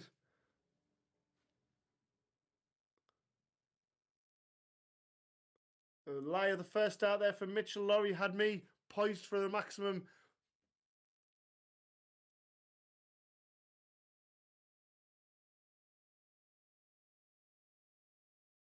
As Mitchell Lurorry took out a 180 on JPL night. Kirsty, who I'm down with, spilt Fraser's drink all over the table. She was that excited with Mitchell's 100.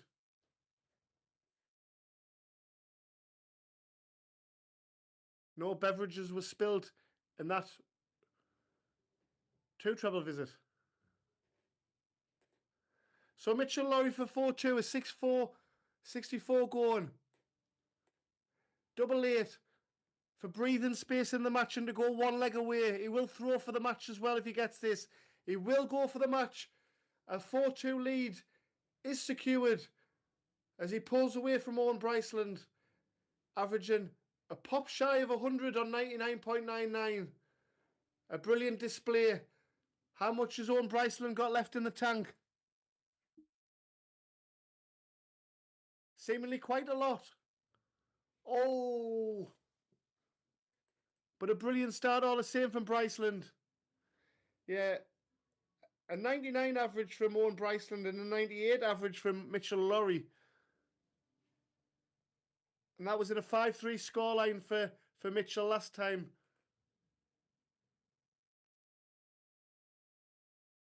As Owen Bryceland is eyeballing an 11 or 12 darter to break back here. He's probably going to need to do that if he's going to stay in the match. Because we know the talents of Mitchell Lurorry. He'll eyeball a 15 darter. Well, it might be eyeballing a 12 darter of his own after that 180. Oh, and a naughty one there from Owen Bryceland. Just when I said his temperament was outstanding. We'll forgive him on this occasion.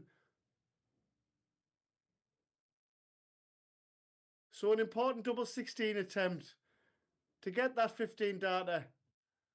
And his mismatched darts. 2 match darts missed for Mitchell Lurorry for a place in the final. Bryceland, though, to remain alive. Double 12. 2 sixes. Brilliant take from Owen Bryceland. Outstanding darts from him. And he does remain in this contest. And he's back on throw. It's 4-3. Bryceland going first in leg number 8. We saw on JPL opening night back in February where Mitchell Lurorry took the first leg and Owen Bryceland rattled off a few legs on the spin in what was a 4-all draw on that Friday evening. But he's going to have to do things from behind here. And he's done the first part of that by taking out a brilliant 84. But Mitchell Lurorry still holds all the aces. If he does go the distance, he does have the advantage of throwing the deciding leg after that all-important bull-off.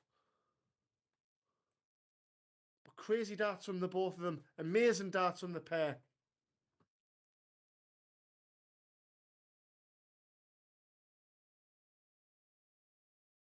That 180 in the treble 13 just thought that Mitchell Lurorry was going to wrap things up in style, but give Owen the chance. The door was ajar and he burst through it, did Bryceland. And that ton just keeps his advantage going in this leg just. Back comes Mitchell Lurorry. Oh, how unlucky. And Mitchell Lurorry can see the funny side of that. The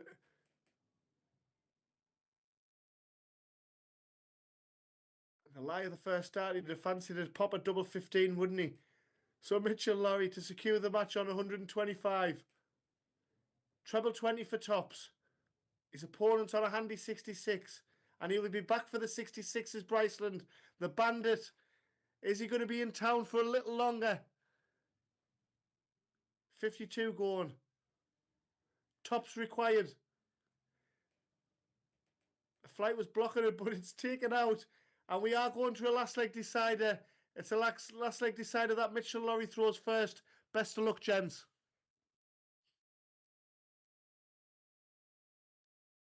The Renfrew Derby goes the distance.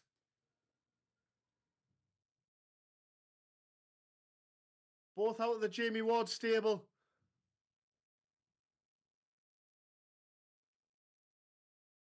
The best academy in the world, I'm told.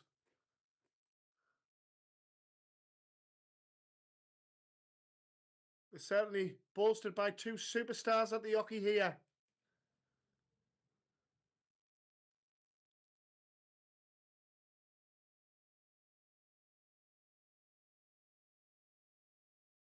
And after 6 starts, Owen Bryceland has wrestled the advantage of throw away from Mitchell Lurorry.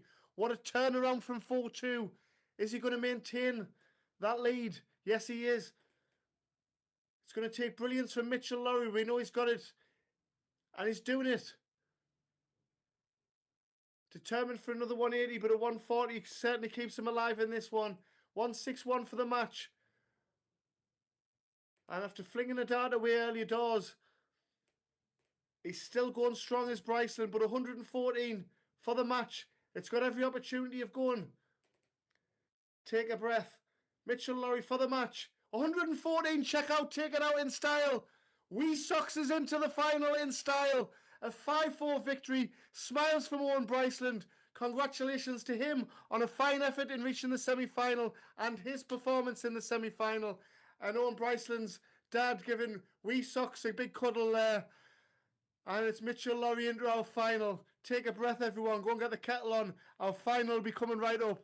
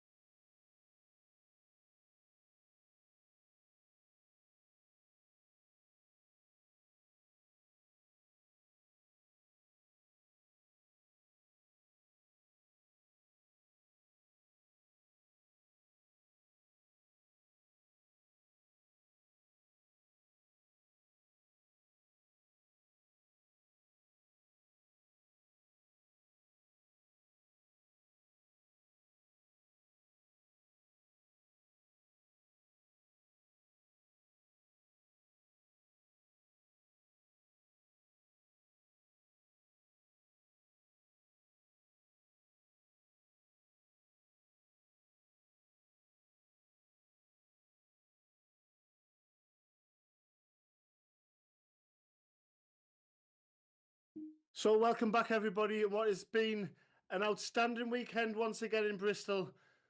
The curtain closer, the Mitchell-Lurorry Jaden Walker part 3 of the weekend. Bragging rights so far is 2-0 to Jaden Walker, which makes this final even more fascinating. It's Jaden who's got things underway. Best of luck to both of our finalists. We said after Jaden Walker won on the second bank of weekends that could open the floodgates. A few events later, Jaden's back in the final and played very well all weekend. But he's up against the resilient and top dog in Mitchell-Lurorry, who's going for 6 event titles out of 12. When you compare to last year, of course, we had Ryan Branley who won 4. We had Lex Passhauser who won 4. But Mitchell, to say that we've gone through 12 events and has won at least 5, possibly 6, shows how well he's done so far. Tops after 12. And despite the 140 from Jaden Walker, it's Mitchell who has an early break opportunity. A 13 darter to kickstart the semi-final, and he's replicated that with a 13 darter in our finale.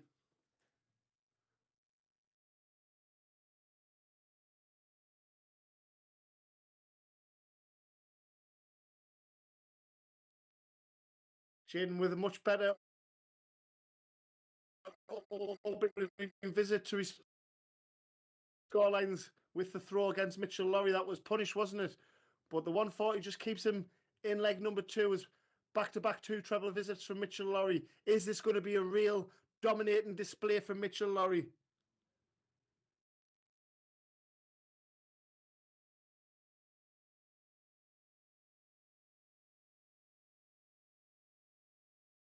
You're 45 after 9 darts, a maximum for Mitchell. Look at the average, everybody.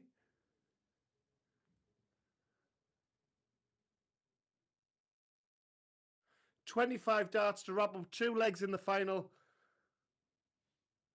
Mitchell-Lurorry 2-0 up, and Jaden Walker doing very little wrong, but it's all about Mitchell-Lurorry so far. 2 legs to the good.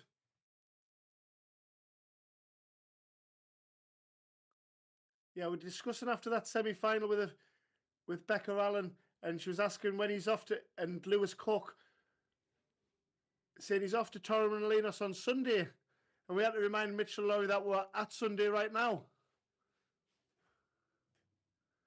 So it just shows his mind's firmly focused on the darts at hand rather than his hollybops.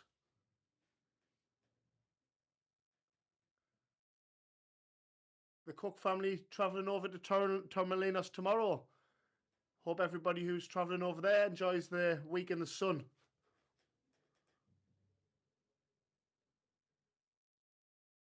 I've took my coat off in the commentary box for this final because I know it's going to be red hot.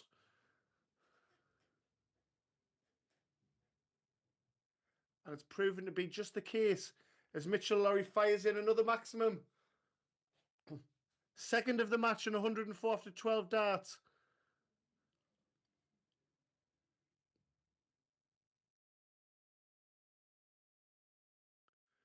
Double tops for a 5-leg break, 5-visit break. He gets that break. He's turning on the afterburners as Mitchell-Lurorry. He won event 10 by a 6-2 scoreline. It was 2-all against Alfie O'Flynn Rogers. And another maximum, a third in 4 legs for Mitchell-Lurorry.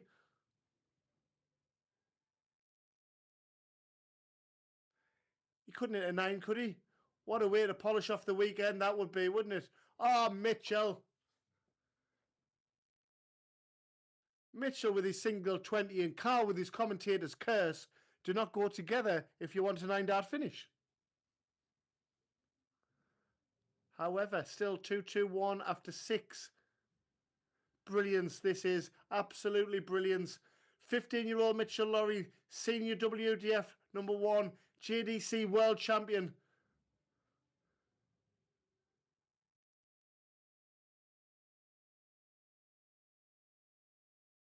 certainly putting to bed the 4-1 and 4-2 defeats to Jaden Walker this weekend.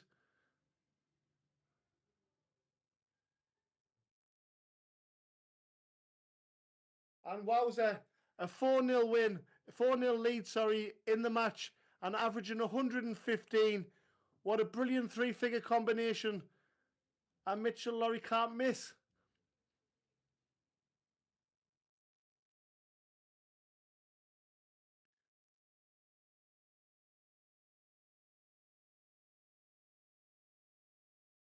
But Jaden's quality, isn't he? And he'll just go about his own work and look to get the opportunity to get back in the match. Hope that Mitchell's standard drops slightly, but also we know that Jaden can fire in 4 legs of rapido time of his own. Yeah, it was 2-0 when Mitchell Lurorry put on the afterburners in yesterday afternoon's final. But he's put on the afterburners from the very opening leg, hasn't he? Which again, respect to his opponent that he has to do. Well, the match has had pretty much everything. Will it have a big fish? It's got every opportunity to.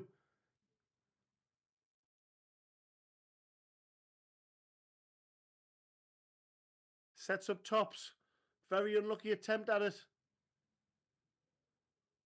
There's pressure on the tops, but I don't think Mitchell will be feeling any pressure right now.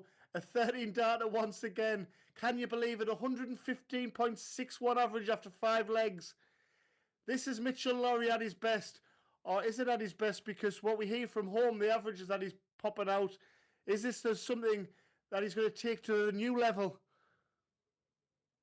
Always looking to improve. But to do this in the final, we thought at Coventry when he had 104 average that was special, which of course it was. But this has taken it to a new level in a final, isn't it? Amazing from Wee Socks. I know everybody, all family and friends that'll be travelling over to Torremolinos with the Lurorry family will be sat at home proudly or at the airport proudly watching Mitchell Lurorry in action here, and rightly so.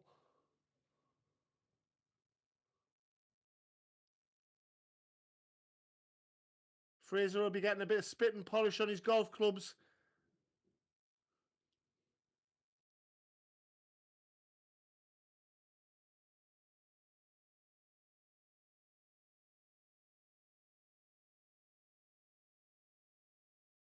Well, doesn't need to go for the 1-2-1 to wrap things up. Brilliant from Jaden Walker. Shows his grit and determination. Still fighting hard towards the end. Double 16. Oh, and just inside. Knows how close that was. And brilliant from Jaden Walker. The 180 and the 60 taking 2 darts. It's a 17 dart breaker throw. And that shows the character of young Jaden. Brilliant darts from him. And back in the red bit. And a 180 to get things underway. 8 perfect darts. Shows why Jaden Walker is in this final.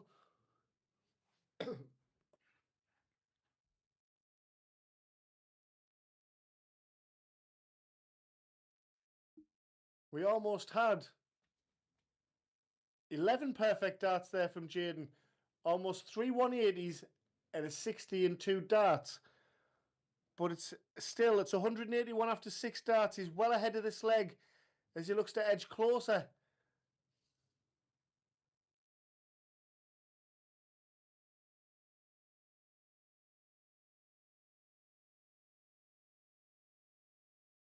And if you're Mitchell Lurorry, you'll just look to chip away and look forward to the advantage of throw in leg number 8. He certainly won't give up on this leg, but he'll just be staying relaxed, keeping his heart rate low.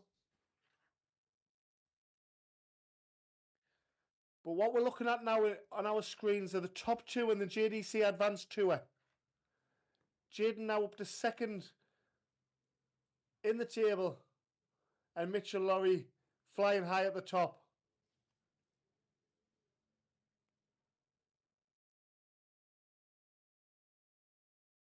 Mitchell Lurorry, when will we see your likes again? 54 going for the championship. double top for a 17 dart breaker throw. Magic for Mitchell Lurorry. And look what it means to him. A 6-1 victory for Mitchell. A fine performance. 103.69 to get the job done. Amazing effort for Mitchell Lurorry. 6 titles out of 12 events. He is our champion. Congratulations also to Jaden Walker in reaching yet another final. But it's Mitchell Lurorry's day. Thank you very much for being with us all weekend. I've been Carl Redden, and we'll look forward to our next round of fixtures in the Junior Power League and the JDC Advanced Tour. Thank you, good night, and God bless from Bristol.